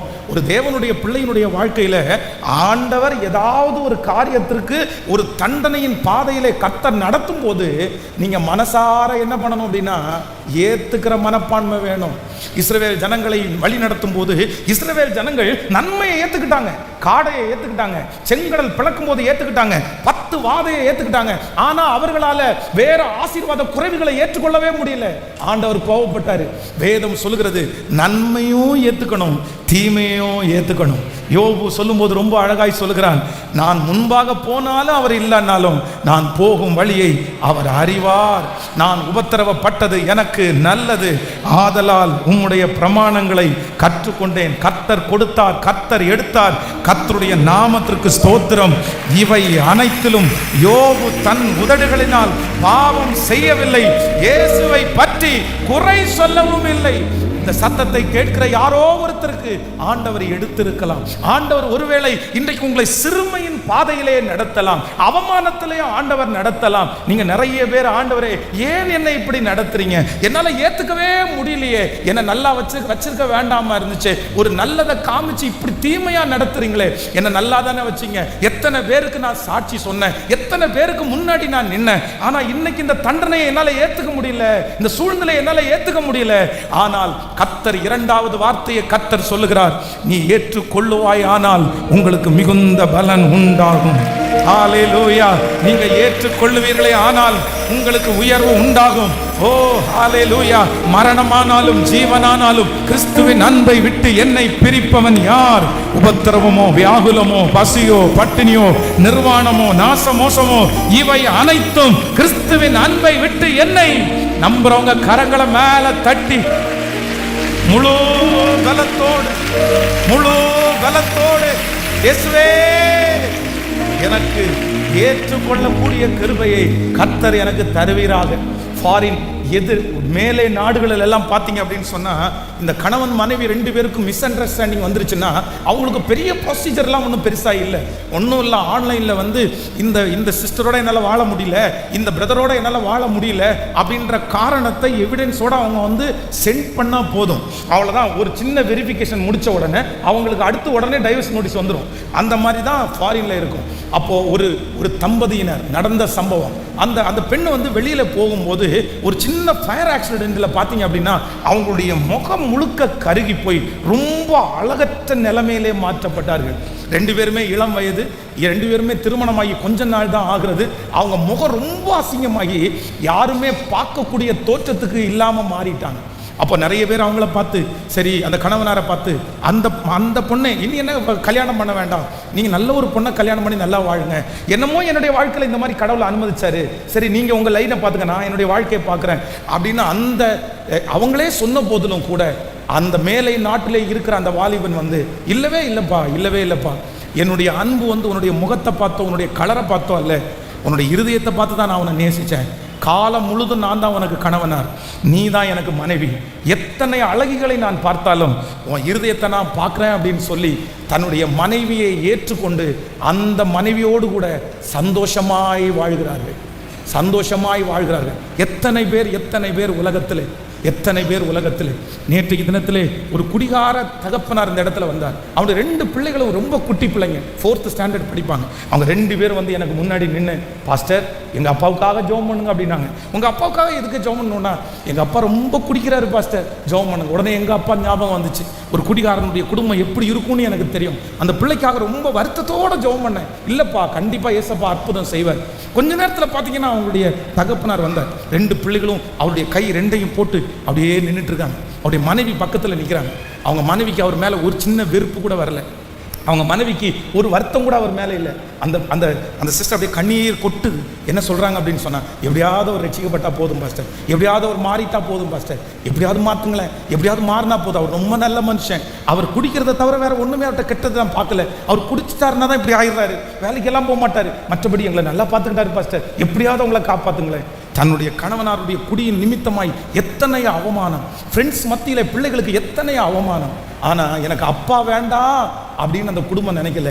என்ன வேணும்னு நினைச்சாங்கன்னா, எனக்கு அப்பா வேணும், ஆனால் மாறின அப்பாவை இயேசு தரணும்னு ஜெபம் பண்ணாங்க. இன்னைக்கு நிறைய பேர் ஆப்ஷன், நிறைய பேர் இது இல்லைன்னா அது, இதை தூக்கி போட்டு அதை தூக்கி போட்டு குடும்ப வாழ்க்கைன்றது தூக்கி போட்டுட்டு சரி பண்ண முடியும்னு நினைக்கிறீங்களா? நான் சொல்கிறேன், ஒன்று நீங்கள் எழுதி வைத்துக்கொள்ளுங்கள். 2வது திருமணம் என்கிறது வந்து ஏதோ கணவனார் இறந்து போய்விட்டார், மனைவி இறந்து போயிட்டார்கள், இல்லைன்னா ஒரு முக்கியமான காரணம், அவர்களுக்கு இன்னொரு தொடர்பு இருந்தது அதனால போய்விட்டாங்க. இப்படி நியாயமான சில காரணத்திற்காக கணவன் மனைவி 2வது திருமணத்திற்கு போகிறவர்கள் கூட தப்பிச்சிருவாங்க. மற்றபடி 2வது திருமணத்திற்கு போகிறதும் நரகத்திற்கு போகிறதுக்கும் சமம். இதை எழுதி வைத்துக் கொள்ளுங்கள். 2வது திருமணம் என்கிறது ரொம்ப ஈஸி அப்படின்னா, அவங்கள விட ஈஸியாக நமக்கு கிடைச்சிரும். அவரை விட இவர் நல்லவராக இருக்கிறாரு, இவங்களை விட அவர் நல்லவராக இருக்கிறாருன்னு நமக்கு வெளி தோற்றத்திற்கு பார்க்கறதுக்கு 10 நாளைக்கு அப்படி தெரியும், 2 வருஷம் அப்படி தெரியும், 1 வருஷம் அப்படி தெரியும். ஆனால் அவங்களோட சேர்ந்து குடும்ப வாழ்க்கை நடத்தும் போது தான் தெரியும். அக்கறை மாட்டுக்கு இக்கரை பச்சைன்னு சொல்லுவாங்கல்ல, இல்லை நான் தப்பாக சூஸ் பண்ணிட்டேன், நான் ஏற்கனவே இருந்ததான் கர்த்தர் எனக்கு இணைச்சதுன்னு அன்னைக்கு தான் தெரியும். அதனால் இந்த ஜெபத்தில் இருக்கிற யாராவது ஒருத்தர், என் பிள்ளையை என்னால் ஏற்றுக்க முடியல, எங்கள் அப்பாவை என்னால் ஏற்றுக்க முடியல, எங்கள் அம்மாவை என்னால் ஏற்றுக்க முடியலைன்னு சொன்னால், ஆண்டவராகிய இயேசு கிறிஸ்து அந்த சிலுவை கல்லனை சிலுவையிலே ஏற்றுக்கொண்டார். நீ இன்று என்னுடனே கூட பரதேசியில் இருப்பாய். எத்தனையோ வார்த்தைகள் அவர்கள் சொல்லலாம். பாருங்க, சிலுவை கல்லனையே இவர் ஏத்துக்கிறேன்றாரு, சிலுவை கல்லனையே ஏத்துக்கிறாரு. இவருடைய ஸ்டாண்டர்ட் இவ்வளவுதானா? இவர் பெரிய நீதிமான் அப்படின்றாரு, பெரிய பரிசுத்தவான் அப்படின்றாரு. இவர் செய்த தப்பெல்லாம் தெரியாதா? அதுவும் இன்றைக்கு டைரக்டா பரதேசியில் இருப்பான்றாரு. பரதேசி அப்படின்றது ஆபிரகாம் எல்லாம் இருக்கிற இடம். அங்க இருக்கிற யூதர்கள் வந்து கொந்தளிக்கிறாங்க. என்ன உன் கூட பரதேசியில் இருப்பாங்களா? அவ்வளவு. அதன் மத்தியிலையும் இயேசு எந்த வெக்கத்தையும் பார்க்கல.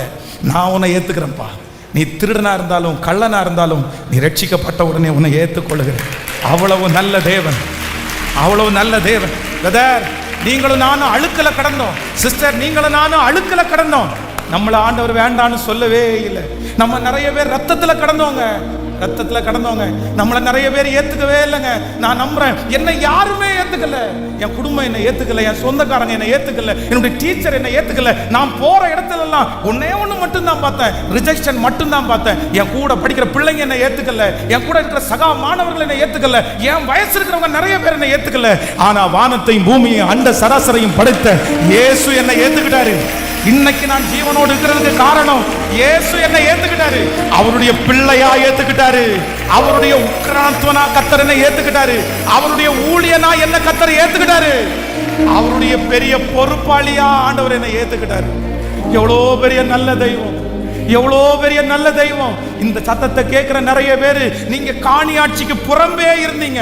உங்களுக்கு நிறைய பேருக்கு அட்ரஸே இல்லை, உங்களுக்கு நிறைய பேருக்கு சொந்தக்காரங்களே உங்களை ஏத்துக்கல, பெத்த அம்மா பெத்த அப்பா உங்களை ஏத்துக்கல. ஆனா அவர் உங்களை ஏத்துக்கிட்டதுனால தானே இன்னைக்கு சாட்சியா வாழ்றீங்க. அப்பான்னு கூப்பிடும் போது ஏத்துக்கிட்டீங்கல்ல, கரங்களை தட்டி அவருடைய இயேசுவே ஹல்லேலூயா, இவ்வளோ பெரிய பெரிய தெய்வனுக்கு நன்றி சொல்லுங்க முழு இருதயத்தோடு. நன்றியப்பா, நன்றியப்பா, நன்றியப்பா, நன்றியப்பா, நன்றியப்பா, நன்றியப்பா சொல்லுங்க, மனசார சொல்லுங்க. ஒப்பு கொடுக்குறோம், ஒப்பு கொடுங்க. இல்ல ஆண்டவர் யாரோ ஒருத்தர் தெளிவா பேசுறாரு. அப்பா வயது சென்றவனா இருக்கிறதுனால நேசியா ஏத்துக்கொள்ளாம இருக்காதப்பா. இல்ல வெறும் நன்மையை மட்டும் ஏத்துக்கிறது ஆண்டவருடைய பிள்ளை அல்ல, தீமையும் ஏத்துக்கிறதா ஆண்டவருடைய பிள்ளை. தேவனுடைய கையிலே நன்மையை பெற்ற நாம் தீமையை பெற வேண்டாமோ? கைகளை உயர்த்தி சொல்லுங்க, ஆண்டவரே நான் ஏத்துக்கிறேன். முழு பலத்தோடு, முழு பலத்தோடு. நன்றி அப்பா, நீர் ஒருவரே நம்பத்தக்கவர், நீங்க தானே ஆண்டவரே. என்னுடைய வாழ்க்கை பயணமெல்லாம் என் கூட வருகிறவர் நீங்க தானே ஆண்டவரே.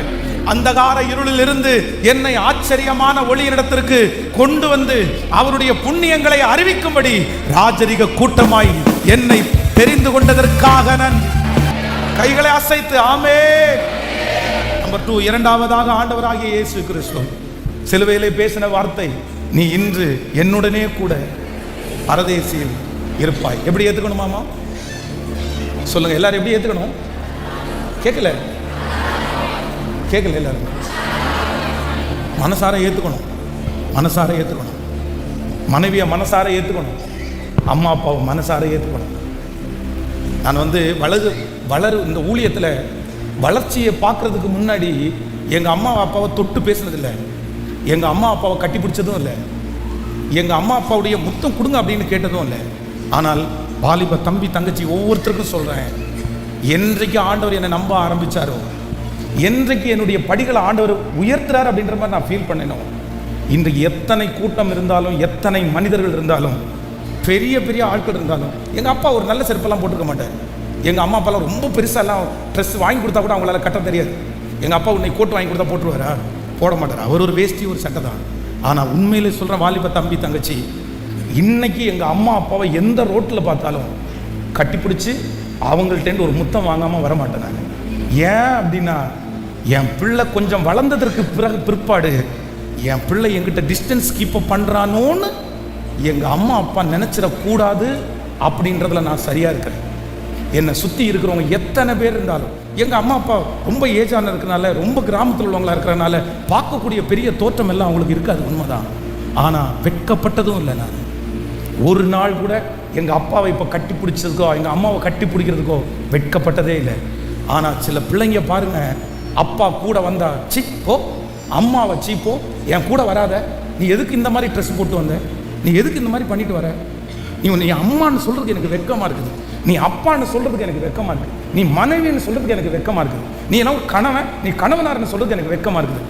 ஒரு நாள் அவங்க ரொம்ப நல்லா இருக்கும்போது அவங்களோட போகிறதுக்கு பேசுறதுக்கு வெட்கம் வரல. நிறைய பேர் இந்த மாதிரி சொல்றாங்க, ஏதோ குடிக்கிறாரு, ரொம்ப அசுத்தமாக நடந்துக்கிறாரு, எனக்கு மற்றவங்க அவமானப்படுத்துறதுக்கு எனக்கு வெட்கமா இருக்குன்னா கூட பரவாயில்ல. ஆனால் ஏதோ உடல் தோற்றத்தை வச்சு, வெளி தோற்றத்தை வச்சு ஒரு கணவனாரை, ஒரு மனைவியை, ஒரு அம்மா அப்பாவை ஏற்றுக்காத ஒரு தேவனுடைய பிள்ளை, கண்டிப்பாக சொல்கிறேன், சிலுவையில் தேவன் குமுறன அந்த வார்த்தையை நீங்கள் நிறைவேற்ற முடியாது பிரதர், நிறைவேற்ற முடியாது. இந்த சத்தத்தை கேட்கிட்டு இருக்க யாரையாவது ஒருத்தரை நீங்கள் அப்படி ஏற்றுக்காமல் அவங்களுடைய தோற்றத்தை வச்சு அல்ல சிச்சுவேஷனை வச்சு நீங்கள் டிசைட் பண்ணியிருப்பீங்க. நான் இன்றைக்கி தயவு செய்து கத்திரத்துல கேளுங்க, எனக்கு ஒரு மனசை கொடுங்க ஆண்டவரே, எனக்கு ஒரு மனசை கொடுங்க, எனக்கு மனசு. நான் எவ்வளோ பெரிய கலெக்டராக இருந்தாலும் நான் வந்தது எந்த வயிற்றுலேருந்து தான் வந்தேன்னா, என் அம்மாவுடைய வயிற்றுலேருந்து தான் நான் வந்தேன்.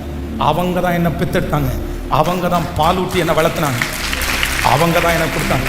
நீ ஒன்றும் வானத்துலேருந்தெல்லாம் குதிக்கலை, நீ எல்லாம் குதிச்சுட்டு வரல, இறங்கி எல்லாம் வரல.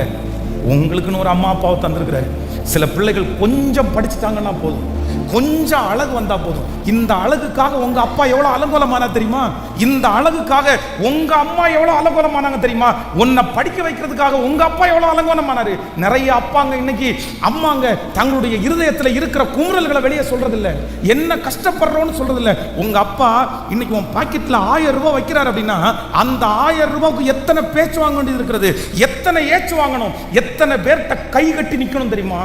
இன்னைக்கு சும்மா உங்க அப்பா கையில தூக்கி 1000 ரூபாய் கொடுத்துட மாட்டாங்க. இன்னைக்கு 100 ரூபாய் சம்பாதிக்கணும் அப்படின்னு சொன்னா அவ்வளவு சுலபமானதல்ல. பிச்சைக்காரனுக்கு இன்னைக்கு பிச்சை போடுறவங்க கூட 10 ரூபா போடும்போது அவன் கை கால் ஒழுங்கா இருக்கான்னு செக் பண்ணி தான் போடுவாங்க. இன்னைக்கு இருக்கிற உலகம் அப்படிதான் போகுது. அப்படி ஒருவேளை கை கால் ஒழுங்கா இருந்துச்சுன்னா பாக்கெட்ல இருந்து எடுத்த பணத்தை உள்ள வச்சுட்டு உனக்கு தான் கை கால் இருக்கு நல்லா இருக்குல்ல போய் உழைச்சு சாப்பிட வேண்டியதானே அப்படின்னு சொல்ற ஒரு உலகம். அப்படின்னு சொல்ற ஒரு உலகத்துல உங்க அப்பா அம்மா என்ன பண்றாங்கன்னு தெரியாம தங்களுடைய ஜீவனையை தியாகம் பண்ணி, தங்களுடைய அழகை தியாகம் பண்ணி, நீங்க அழகா இருக்கணும், நீங்க மரியாதையா இருக்கணும்ன்ற ஒரு காரணத்திற்காக தன்னுடைய ட்ரெஸ்ஸை பெருசா எடுக்கிறதுல, தன்னுடைய உடம்பு உடம்பை சரியாக கவனிக்கிறது இல்லை. நீங்கள் போடுகிற க்ரீமும் நீங்கள் போடுகிற உடம்புக்கு போடுற அத்தனை ஆசீர்வாதத்தையும் அவங்க தியாகம் பண்ணி பண்ணுறாங்க. ஆனால் உனக்கு எல்லாம் வேணும், ஆனால் யார் மட்டும் வேண்டாம் சொல்லுங்க? அப்பா வேண்டாம், அம்மா வேண்டாம். ஒரு வார்த்தை பேசினாங்கன்னா வைக்க மாட்டியா? சும்மா வைங்க, நச்சிட்டே இருக்காதீங்க. நான் தான் வருவேன்னு சொன்னேன் இல்லை, நான் தான் கிளம்புறேன்னு சொன்னேன் இல்லை. இந்த சும்மாலாம் பேசுகிற வேலை வச்சுக்காத. உங்கள்கிட்ட பேசுறதுக்கு எனக்கு பிரியம் இல்லை. சாப்பாடை வச்சியா? இந்த மாதிரி தன்னுடைய தாயையும் தகப்பனையும் ஏற்றுக்கொள்ளாத பிள்ளைகளுடைய முடிவு எப்படி இருக்கும்னு நினைக்கிறீங்க? சொல்லுங்க. அம்மா சாப்பாடு கொடுக்குற சாப்பாடை ஒரு நாள் ஒரு என்கரேஜ் பண்ணதில்லை. ஒரு நாள் நல்லா இருக்கு மம்மி, நீங்கள் நல்லா செஞ்சால் நல்லா இருக்குன்னு சொன்னதில்லை. எனக்கு அதை விட ஹோட்டலில் தான் நல்லா இருக்குன்னு சொல்லியிருக்கிறீங்க. இதெல்லாம் உங்களுக்கு கேட்குறதுக்கு ஒருவேளை இன்பமாக தெரியலாம். ஆனால் ஒரு நாள் கணக்கு கொடுக்கணும்ப்பா. ஒரு நாள் கணக்கு கொடுக்கணும். ஒரு நாள் கணக்கு கொடுக்கணும். என் மனசார என்ன பண்ணணும்னா, எனக்கு ஒரு கிருபை கொடுங்க, எனக்கு ஒரு கிருபை கொடுங்க. நான் என்ன பண்ணணும்னா, சிலுவை கள்ளனாக இருந்தால் கூட அவனுக்கும் வஸ்திரம் இல்லை. அவன் சொல்கிறான், நாமும் நியாயப்படி தண்டிக்கப்படுகிறோம். ஒரு குற்றவாளி, இவர் பரிசுத்தத்தில் உச்சகட்டம், இவர் பரிசுத்தம் உள்ளவர். ஆனால் நான் அக்செப்ட் பண்ணுறேன், நான் ஏற்றுக்கிறேன். ஹல்லேலூயா. கைகளை அசைத்தோர் ஹல்லேலூயா சொல்ல. இந்த குட் ஃப்ரைடே நீங்கள் மறக்கக்கூடாதுன்னு நினைக்கிறேன். கேட்கல? ஃபஸ்ட்டு நம்பர் 1, பிதாவே இவர்களுக்கு நான் என்ன பண்ணுவேன் சொல்லுங்க? எல்லாரையும் எவ்வளோ காயப்படுத்தி தான் நான் மன்னிப்பேன். இன்னைக்கு இந்த ஆராதனை முடிச்ச உடனே போன உடனே உண்மையான குட் ஃப்ரைடே சர்வீஸை கொண்டாடுறவங்க யார் தெரியுமா? ஃபோன் பண்ணி எதிராளிகள்கிட்ட மன்னிப்பு கேட்குறவங்க. நம்பர் 2, இரண்டாவதாக ஆண்டவர் சிலுவையில் பேசின 2வது வார்த்தை, நீ என்னோடு கூட பரதேசில் இருப்பாய். நம்பர் 3, மூன்றாவதாக ஒரு வசனத்தை வேகமாக வாசிக்கலாம். 3வது ஒரு வசனத்தை. Thank you Jesus. எல்லாரும் எடுத்துக்கொள்ளலாம். யோவான் எழுதின சுவிசேஷம் 19ஆம் அதிகாரத்தினுடைய,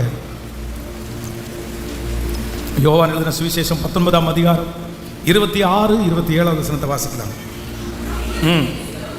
அப்பொழுது இயேசு தம்முடைய தாயையும் அருகே நின்ற தமக்கு அன்பாய் இருந்த சீசனையும் கண்டு தம்முடைய தாயை நோக்கி, ஸ்திரீயே அதோ உன் மகன் என்றார்.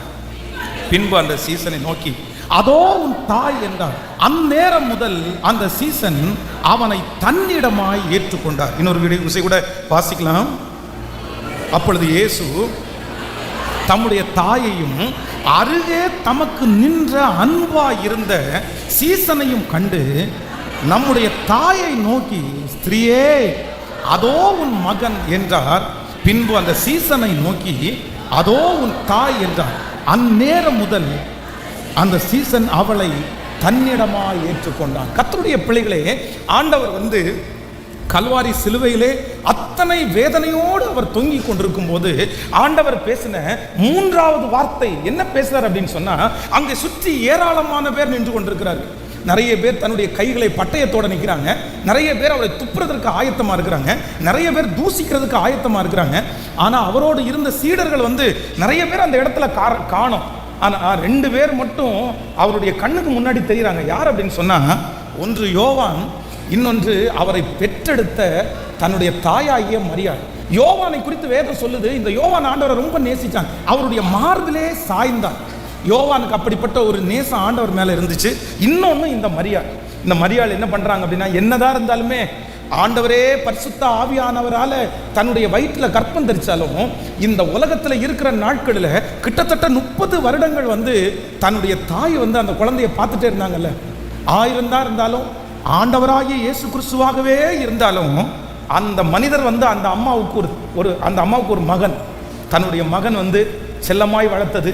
தன்னுடைய கால்களில் எல்லாம் சின்ன காணி குத்தும் போதே அதை உடனே எடுத்து விட்டு அவனுக்கு காயத்துக்கு மருந்து போட்டு அந்த பிள்ளையை தாளாட்டி அந்த பிள்ளைக்கு ஃபீட் பண்ணி அந்த பிள்ளையை வளர்த்து இவ்வளோ தூரம் கொண்டு அந்த பிள்ளை ஒரு 33 வயதான ஒரு மிகப்பெரிய வாலிபனாய், அதுவும் இந்த முழு உலகத்துக்குமே பெரிய தகப்பனாய், அத்தனை ஜனங்களை தன்னிடத்தில் வழி நடத்துகிற அந்த மகா பெரிய பிரபு அடிக்கப்படும் போது அந்த தாய்க்கு என்ன பண்ண முடியலைன்னா, அப்படியே தாங்க முடியல.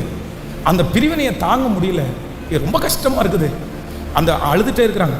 ஆனால் ஒரு நாளில் தன்னுடைய தாய் அவர் சின்ன வயதில் இருக்கும்போது அவர் காணாமல் போன உடனே அவங்க கேட்குறாங்க, நாங்கள் உன்னை தேட மாட்டோமாப்பா, உன்னை தான் தேடுவோம் அப்படின்ற உணர்வு உனக்கு இல்லையா? அப்போ உடனே அவர் என்ன சொல்றாரு அப்படின்னா, நீங்க ஏன் என்ன தேடுனீங்க?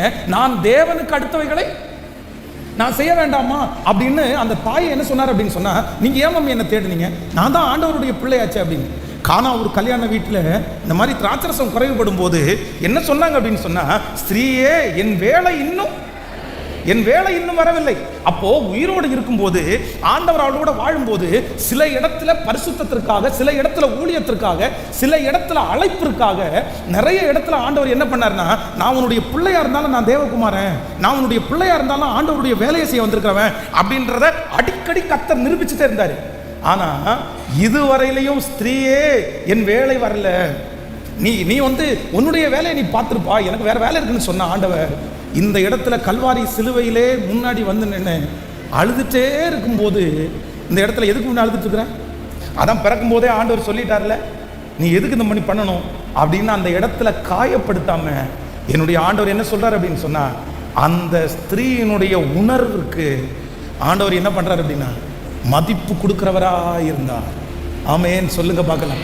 ஒரு 3 பேருடைய கரத்தை பிடிச்சி சொல்லுங்க, மற்றவர்களுடைய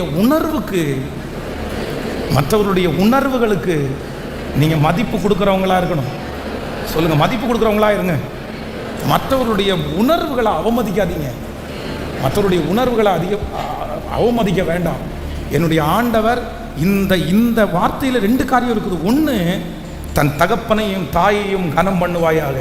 தன்னுடைய தாயாரை கர்த்தர் கனம் பண்ணி அவர்களுக்கு தன்னுடைய தேசத்தை விட்டு கடந்து போகும்போது, பரலோக ராஜ்யத்திற்கு கடந்து போகும்போது, யார் எங்கள் அம்மாவை நல்லா வச்சு பாப்பா, யாருடைய கையில் கொடுத்தா எங்கள் அம்மா சந்தோஷமாக இருப்பாங்கன்னு சொல்லி அழகான தன்னை நேசிக்கிற ஒரு உறவாகிய அந்த யோவானுடைய கையில் ஆண்டவர் அப்படியே கொடுத்து அம்மாவை பார்த்து சொல்கிறாரு, உன் மகன் அதுதான் அம்மா. நீ அவரை பார்த்து சொல்கிறாரு, உங்களுடைய தாய் தான்ப்பா இது அப்படின்னு அந்த உறவை கர்த்தர் என்ன பண்ணுறாருன்னா, என் தாயாரை நான் தான் பார்த்துக்கணும்.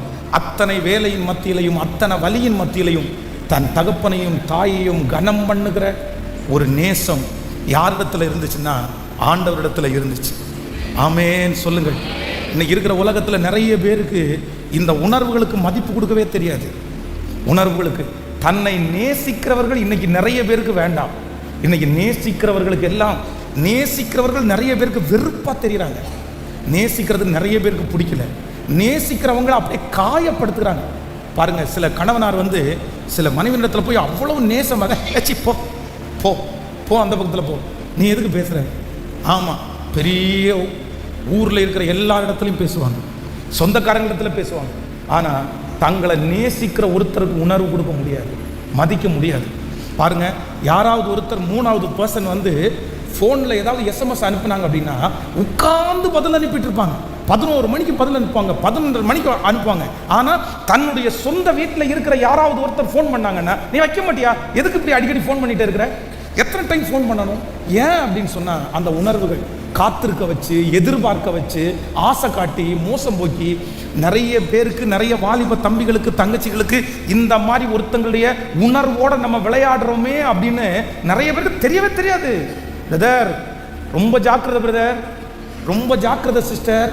சிலருடைய உணர்வோடு நீங்கள் விளையாடிட்டீங்க அப்படின்னு சொன்னால், உங்களுடைய திறமையை வச்சு, உங்களுடைய மதிப்பை வச்சு, உங்களுடைய பணத்தை வச்சு, உங்களுடைய அழகை வச்சு இன்னொருத்தருடைய உணர்வோடு நீங்கள் விளையாடிட்டீங்கன்னா எதிர்காலத்தில் நீங்கள் ரொம்ப ஒரு கேள்விக்குறியாக மாற்றப்படுவீங்க.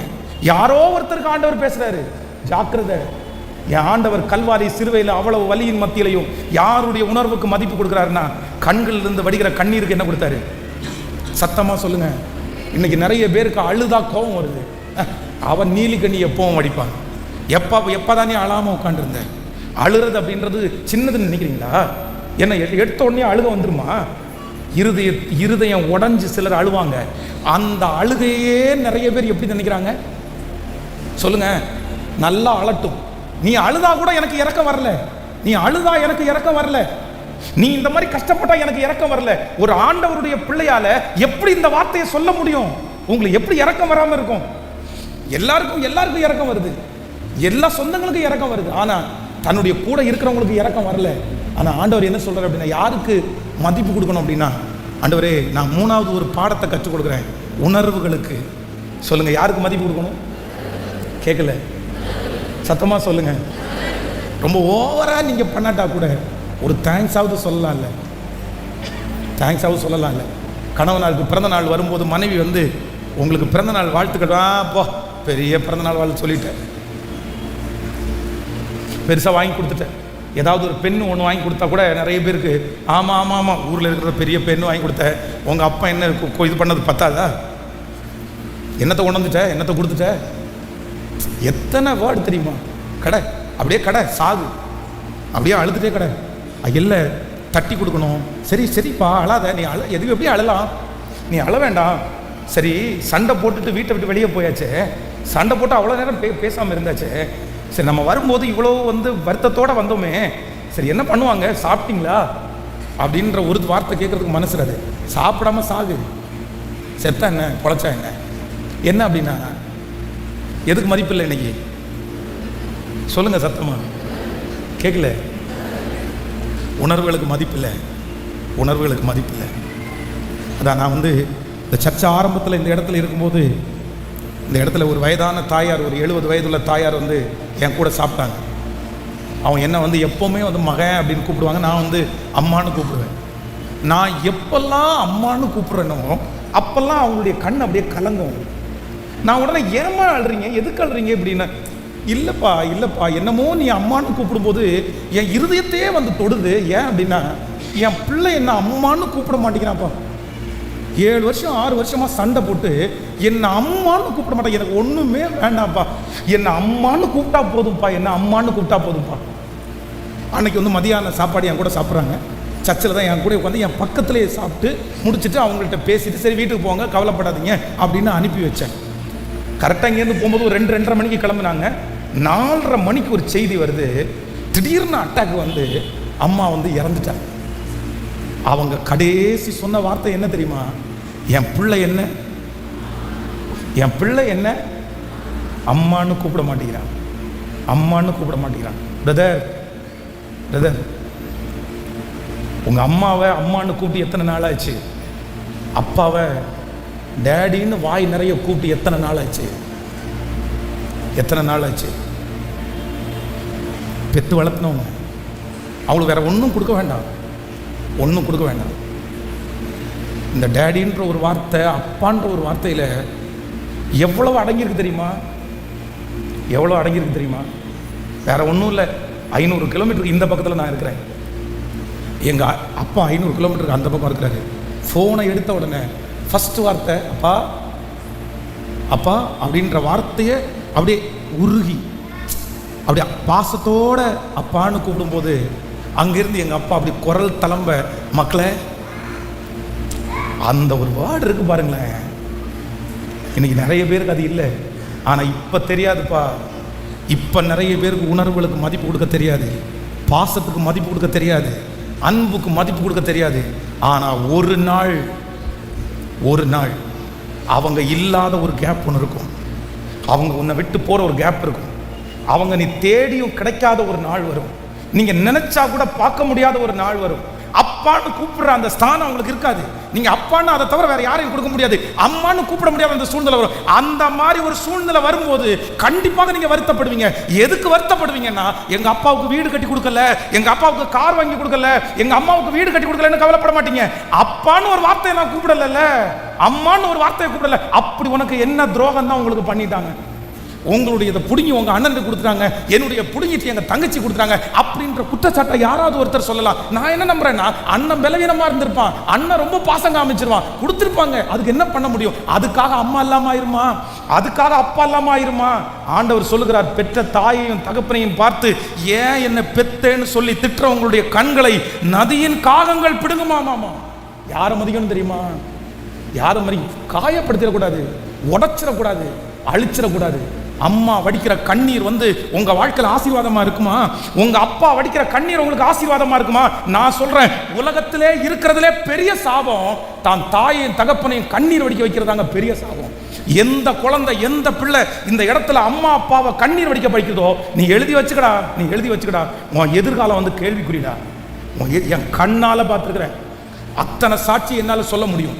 அப்பாவை அழ வச்சு அம்மாவை அழ வச்சவங்களுடைய வாழ்க்கை ஆசீர்வாதமா இருக்கும்னு நினைக்கிறியா? ஆசீர்வாதமா இருக்காது. பெற்ற தாயை மதிக்க தெரியல, பெற்ற தாயை நேசிக்க தெரியல, பெற்ற தாய் மேலே அன்பு இறக்கமே வர மாட்டேங்குது, இறக்கமே வர மாட்டேங்குது. நீ யாரோ, இன்றைக்கி ஆண்டவர் யாரோ ஒரு இடத்துல பேசுகிறாரு, கேர்ஃபுல். ஆண்டவராக இயேசு கிறிஸ்து சிலுவையில் அறையப்படும் போது அவர் மூன்றாவது பேசின வார்த்தை, இதோ அதோ உன் தாய். அவரை பார்த்து சொல்கிறார், அதோ உன் மகன். ஹல்லேலூயா. கைகளை உயர்த்தி ஒரு ஹல்லேலூயா சொல்லுங்க. முழு பலத்தோட சொல்லுங்க. மற்றவர்களுடைய உணர்வுகளுக்கு மதிப்பு கொடுக்கறதுக்கு எனக்கு ஒரு கிருபை. சொல்லுங்க சத்தமா, முழு பலத்தோட சொல்லுங்க. மற்றவர்களுடைய உணர்வுகளுக்கு மதிப்பு கொடுக்கக்கூடிய கிருபை எனக்கு தாங்கப்பா. கேளுங்க, மனுஷனை எப்படி மதிக்கணும்? மனுஷனை மதிக்கணும். அவங்க அழும்போது உங்களுடைய நீங்கள் அலாட்டா கூட உங்கள் மனசில் கண்டிப்பாக என்ன இருக்கணும்? ஒரு இறக்கம் வரணும். அதான் உண்மையான ஆண்டவருடைய பிள்ளை. இறங்கணும். இறங்கி அவ்வளோ பெரிய கடன் தொகையை அவங்கள்ட்ட வாங்கி அவங்களுக்குன்னு ஒரு நெருக்கம் வரும்போது உங்கள்கிட்ட அதிகாரம் இருக்குன்றதுக்காக அமைதியாக இருந்துட முடியுமா? கத்துறதெல்லாம் பார்க்குறாங்க. கைகளை மேலே உயர்த்தி சொல்லுங்க, ஏசப்பா. முழு பலத்தோடு கூட ஒருத்தருடைய உணர்வுகளுக்கு மதிப்பு கொடுக்கறதுக்கு சொல்லுங்க. ஆண்டவரே, ஒருத்தருடைய உணர்வுகளுக்கு மதிப்பு கொடுக்கறதுக்கு சதத்தை உயர்த்தி சொல்லுங்க. எனக்கு கிருபை தாங்க ஆண்டவரே, கிருபை தாங்க ஆண்டவரே, கிருபை தாங்க ஆண்டவரே, கிருபை தாங்க ஆண்டவரே. சொல்லிட்டே இருங்க. நிறைய பேர் மன்னிப்பு கேட்குறவங்க மன்னிப்பு கேளுங்க. Thank you Jesus. இந்த மனைவியினுடைய உணர்வுகளுக்கு ஹல்லேலூயா எந்த எண்ணமும் கொடுக்காதவங்க தயவு செய்து இயேசுவிட்ட சொல்லுங்க. ஹல்லேலூயா. நன்றி ஆண்டவரே, நன்றி ஆண்டவரே. உணர்வுகளுக்கு மதிப்பு கொடுக்கிறதுக்கு கிருபை தாங்க ஆண்டவரே. ஹல்லேலூயா. நம்பர் 4, நாலாவதாக ஆண்டவராகிய இயேசு கிறிஸ்து தன்னுடைய கல்வாரி சிலுவையிலே ஆண்டவர் பேசின 4வது வார்த்தை மத்தேயு எழுதின சுவிசேஷம் 27ஆம் அதிகாரத்தினுடைய 46வது வசனம். மத்தேயு எழுதின சுவிசேஷம் 27வது அதிகாரம் 46வது வசனம். 9ஆம் மணி நேரத்திலே இயேசு ஏலி ஏலி லாமா சபத்கானி என்று மிகுந்த சத்தமிட்டு கூப்பிட்டார். அதற்கு என் தேவனே, என் தேவனே, ஏன் என்னை கைவிட்டீர் என்று அர்த்தமாம். இன்னொரு விஷயம் கூட வாசிக்கலாம். 9ஆம் மணி நேரத்திலே லாமா சதப்தானி என்று மிகுந்த சத்தமிட்டு கூப்பிட்டார். அதற்கு என் தேவனே, என் தேவனே, ஏன் என்னை கைவிட்டீர் என்று அர்த்தமாம். ஹல்லேலூயா. கர்த்தருடைய பிள்ளைகளே, இப்போ இந்த 3 வார்த்தையை சொல்லி 4வது வார்த்தையை ஆண்டவர் சொல்லும்போது கிட்டத்தட்ட பார்த்தீங்க அப்படின்னு சொன்னால் ஒரு 12 o'clock மேலே ஆயிடுச்சு. ஃப்ரைடே வெள்ளிக்கிழமை ஒரு 12 மணிக்கு மேலே அந்த டைம் போகுது. அந்த டைமில் தான் கர்த்தர் சொல்கிறார். 3 வார்த்தையும் நமக்காகவும் அடுத்த வார்த்தையை அவருக்காகவும் சொன்னது போல இப்போ பிரித்து சொல்லப்படுது. ஆனால் இந்த 4வது வார்த்தை பேசும்போது என்ன நடக்குது அப்படின்னு சொன்னால், தேவாலயத்தினுடைய திரைச்சிலை 2ஆக கிழிதாங்க. 2வது பூமியெல்லாம் பெரிய அந்தகாரம் உண்டாயிருக்குது. மழை வந்தால் எப்படி இருட்டாக இருக்குமோ அதை விட பயங்கரமான ஒரு இருட்டாய், பாலைவனமாக இருக்கிற இடம், வெளிச்சமாக இருக்கிற இடம்லாம் ஃபுல் வெதர் கண்டிஷன் எல்லாமே சேஞ்ச் ஆயிடுச்சு. அப்போ தான் ஆண்டவர் என்ன சொல்கிறார் அப்படின்னா, ஏலி ஏலி லாமா சதப்தானி, இப்போ என் தேவனே, என் தேவனே, ஏன் என்னை கைவிட்டி. அதுவரையிலையும் பிதாவோடு இருந்தார். ஆண்டவர் பயப்பட்டு இந்த வார்த்தையை சொல்லலை.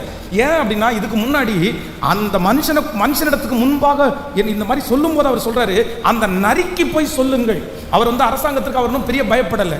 அவரை பிடிக்க வந்தவர்கள் தெரிந்து விழுந்தார்கள். அவர் அந்த இடத்துல இருந்து கடந்து போக முடியும். அதனால என்னுடைய ஆண்டவர் பயப்பட்டு, மரணத்திற்கு பயப்பட்டு, ஏன் தேவனே என்னை கைவிட்டீர் அப்படின்னு ஆண்டவர் சொல்லலை.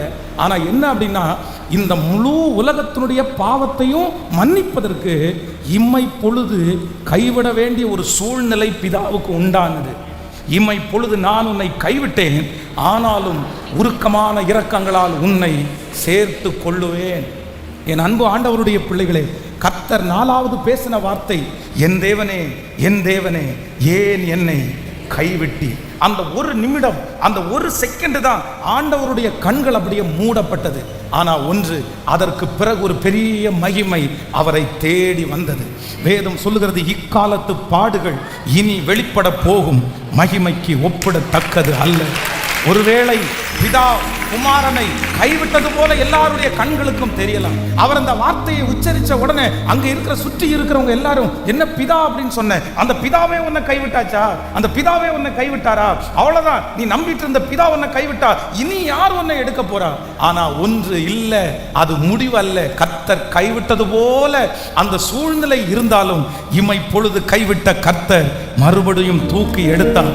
நீதிமானுக்கு வரும் துன்பங்கள் அநேகமா இருக்கும், அவை எல்லாவற்றிலிருந்தும் கர்த்தர் அவனை விடுவிப்பார். மற்றவருடைய கண்களுக்கு ஒருவேளை உங்களை கைவிட்டது போல தெரியலாம். மற்றவர்கள் பார்க்கும் போது இவன் நம்பியிருந்த இயேசு கைவிட்டார், இவன் ஆராதித்த இயேசு கைவிட்டார், அவ்வளவுதான், இவன் இனி திருப்பி ஆண்டவரை தேடி என்ன பிரயோஜனம்? இந்த சத்தத்தை கேட்கிற நிறைய பேரை பார்த்து, நீ திரும்ப எங்களிடத்துல வந்துரு, திரும்பி இந்த காரியத்துக்கு நீ வந்துரு. அந்த தேவனிடத்துல போனதுக்கு அப்புறம் தான் நீ கஷ்டப்படுற, அங்க போனதுக்கு அப்புறம் தான் நீ எல்லாவற்றையும் இழந்த.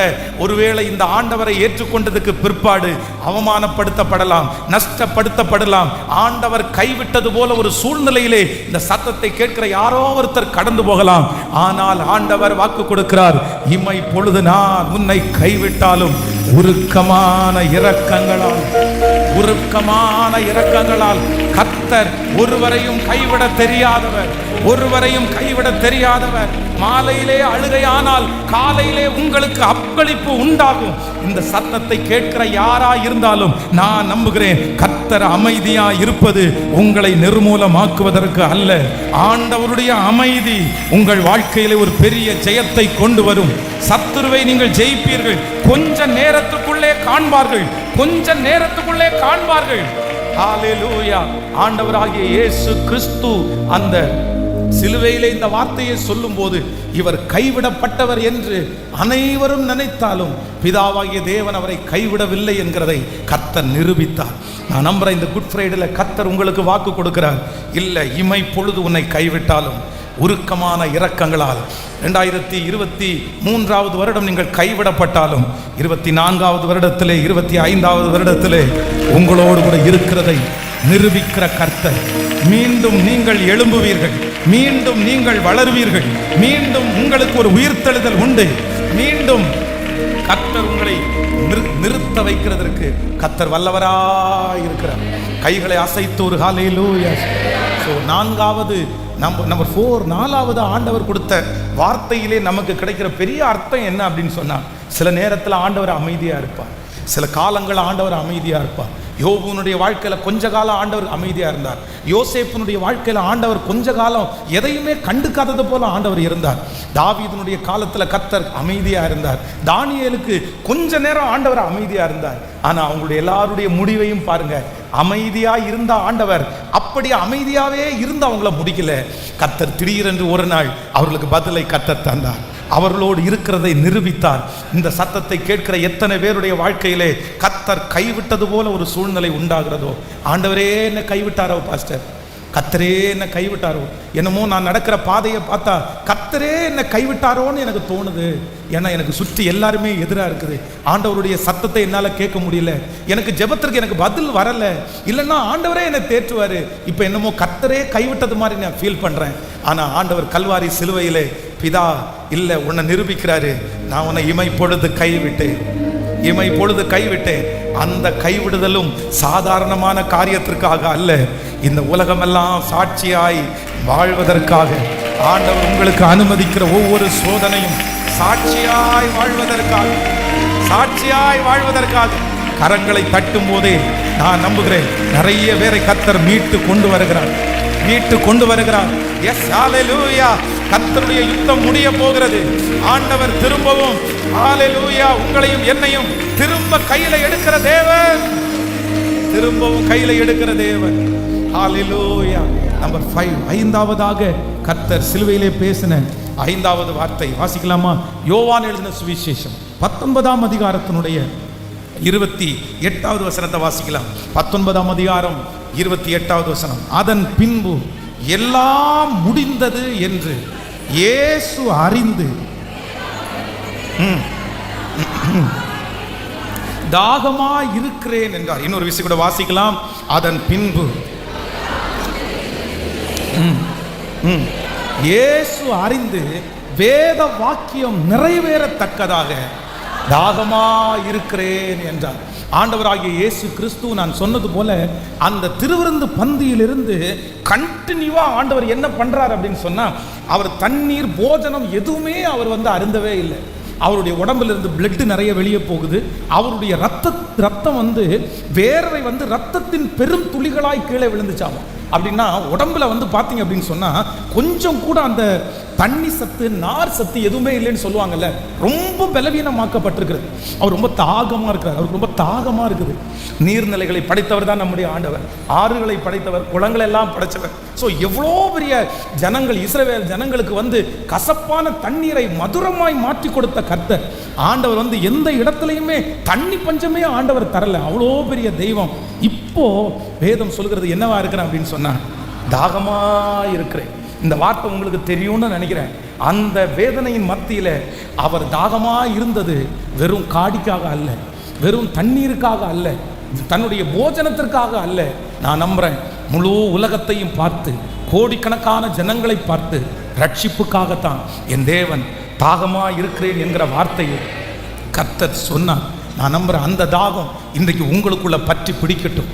அந்த வேதனையின் மத்தியிலையும் தன்னுடைய பிள்ளையினுடைய ரட்சிப்புக்காக தாகமாய் இருக்கிறேன் என்று சொன்னாரே, இந்த உலகத்தினுடைய ரட்சிப்புக்காக தாகமாய் இருக்கிறேன் என்று சொன்னாரே, நான் நம்புறேன் இன்றைக்கு நம்முடைய குடும்பத்தில் ரட்சிக்கப்படாத ஜனங்கள் மத்தியிலே ஒரு தாகம் நமக்கு உண்டாகட்டும், ஒரு தாகம் நமக்கு உண்டாகட்டும்.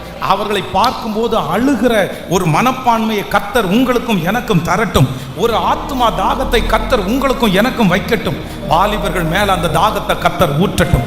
வாலிபர்கள் மேல அந்த தாகத்தை ஆண்டவர் ஊற்றும் போது தன்னுடைய வேலையை விட்டு, தன்னுடைய படிப்புகளை எல்லாம் விட்டுவிட்டு, தன்னுடைய குடும்பத்தை விட்டுவிட்டு அநேக ஆத்துமாக்களை ரட்சிப்புக்கு நேராய் நடத்துகிற நிறைய வாலிப தம்பிகள் தங்கச்சிகள் இந்த கூட்டத்திலே எழும்புவார்களாக.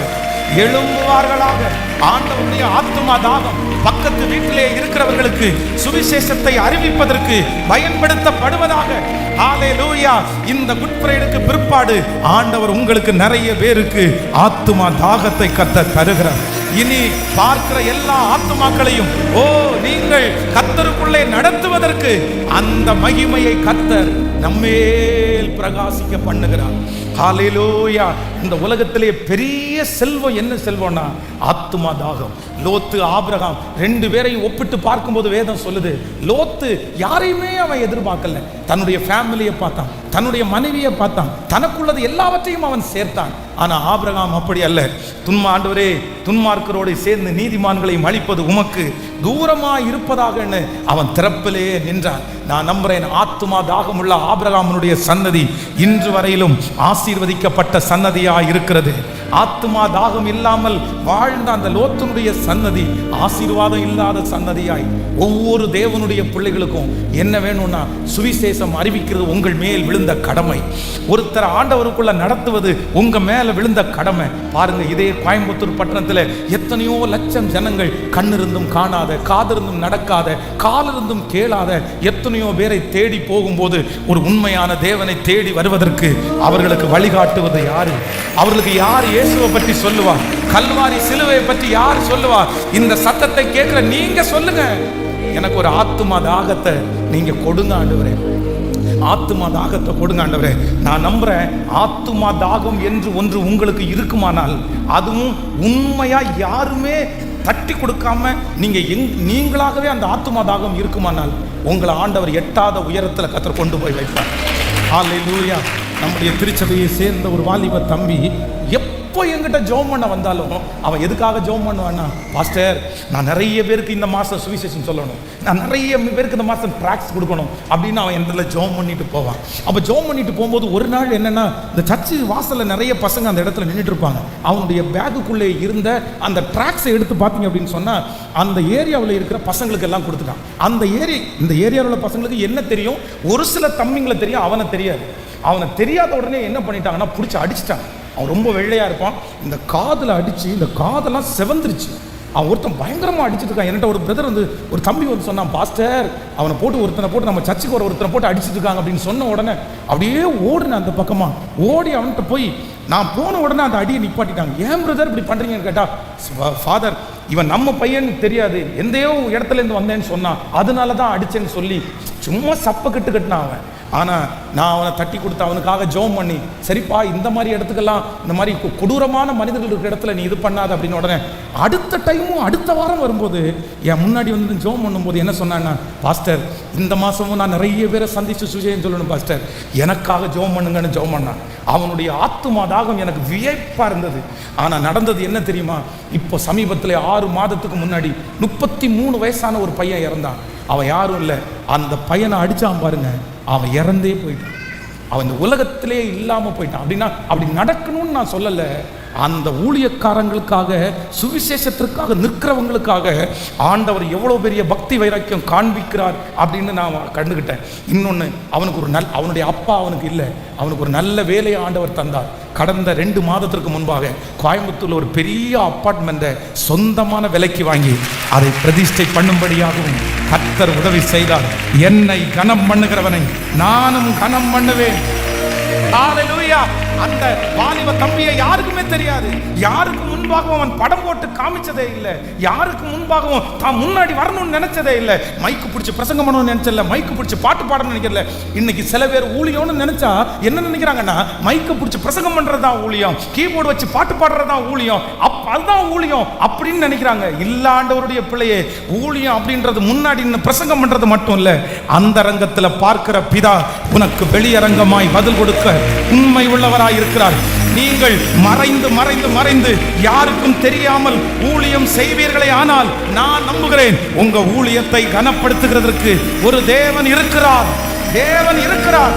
முதல்ல வாலிப தம்பி தங்கச்சிக்கு ஊழியம் செய்யணும்னு ஆசை இருந்துச்சுன்னா, நான் பாட்டு பாடணும் மைக்க பிடிச்சி அப்படின்றதுக்காக வந்துடக்கூடாது, நான் பிரசங்கம் பண்ணணும், நான் எல்லாருக்கும் தெரியணும்.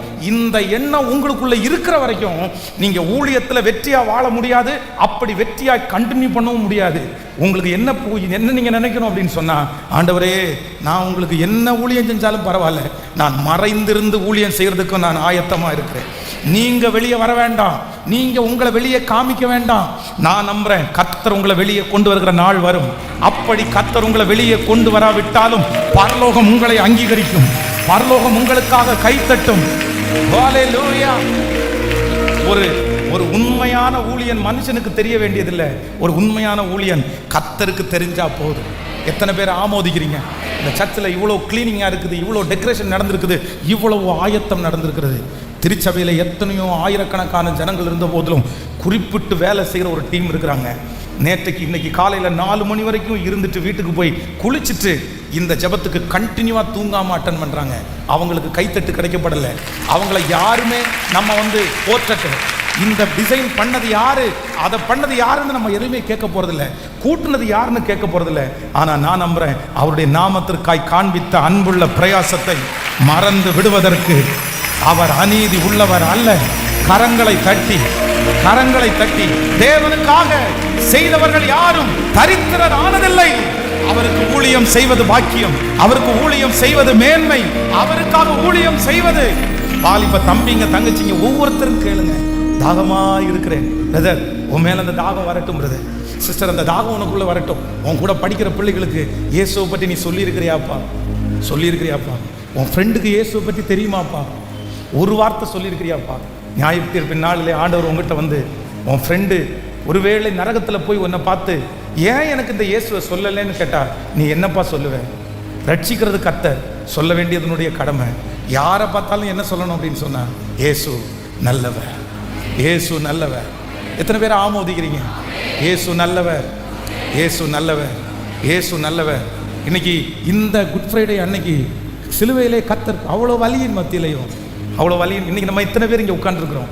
இத்தனை ஆயிரம் பேர், நிறைய பேர் லைவ்ல கூட இந்த சத்தத்தை கேட்டிருக்கிறீங்க. நீங்கள் எல்லாம் எப்படி வந்தீங்கன்னு நினைக்கிறீங்க? அன்னைக்கு அவருடைய தாகமாக இருக்கிறேன் எனக்காக. பென்ஸ் ஏதோ ஒரு கிராமத்தில் பிறந்தான், ஆனால் அவருடைய தாகம் என்னை இந்த அளவுக்கு கொண்டு வந்து நிறுத்தி இருக்கிறது. என்னை நல்லவனாக மாற்றி இருக்குது, என்ன பரிசுத்தமுள்ளவனாக மாற்றி இருக்குது. இந்த உலகத்தை வெறுக்கிறதுக்கு எனக்கு உதவி செய்திருக்குது. நான் நம்புறேன் உங்க ஒவ்வொருத்தருடைய தாகமும் லட்சங்களை சந்திக்க போகிறது. கைகளை அசைத்து ஒரு ஹல்லேலூயா, ஹல்லேலூயா கேளுங்க. ஆண்டவரிடத்துல எனக்கு ஒரு ஆத்தும தாகத்தை கொடுங்க ஆண்டவர். ஒவ்வொருத்தரும் கொடுங்க. சிஸ்டர், உங்க வீட்டில் ஒரு ப்ரேயர் நடக்கணும் சிஸ்டர். சிஸ்டர், உங்க கார்ல ஏறும்போது நீங்க ஆண்டவரை பற்றி சொல்லணும் சிஸ்டர். ஆண்டவரை பற்றி சொல்லணும் சிஸ்டர்.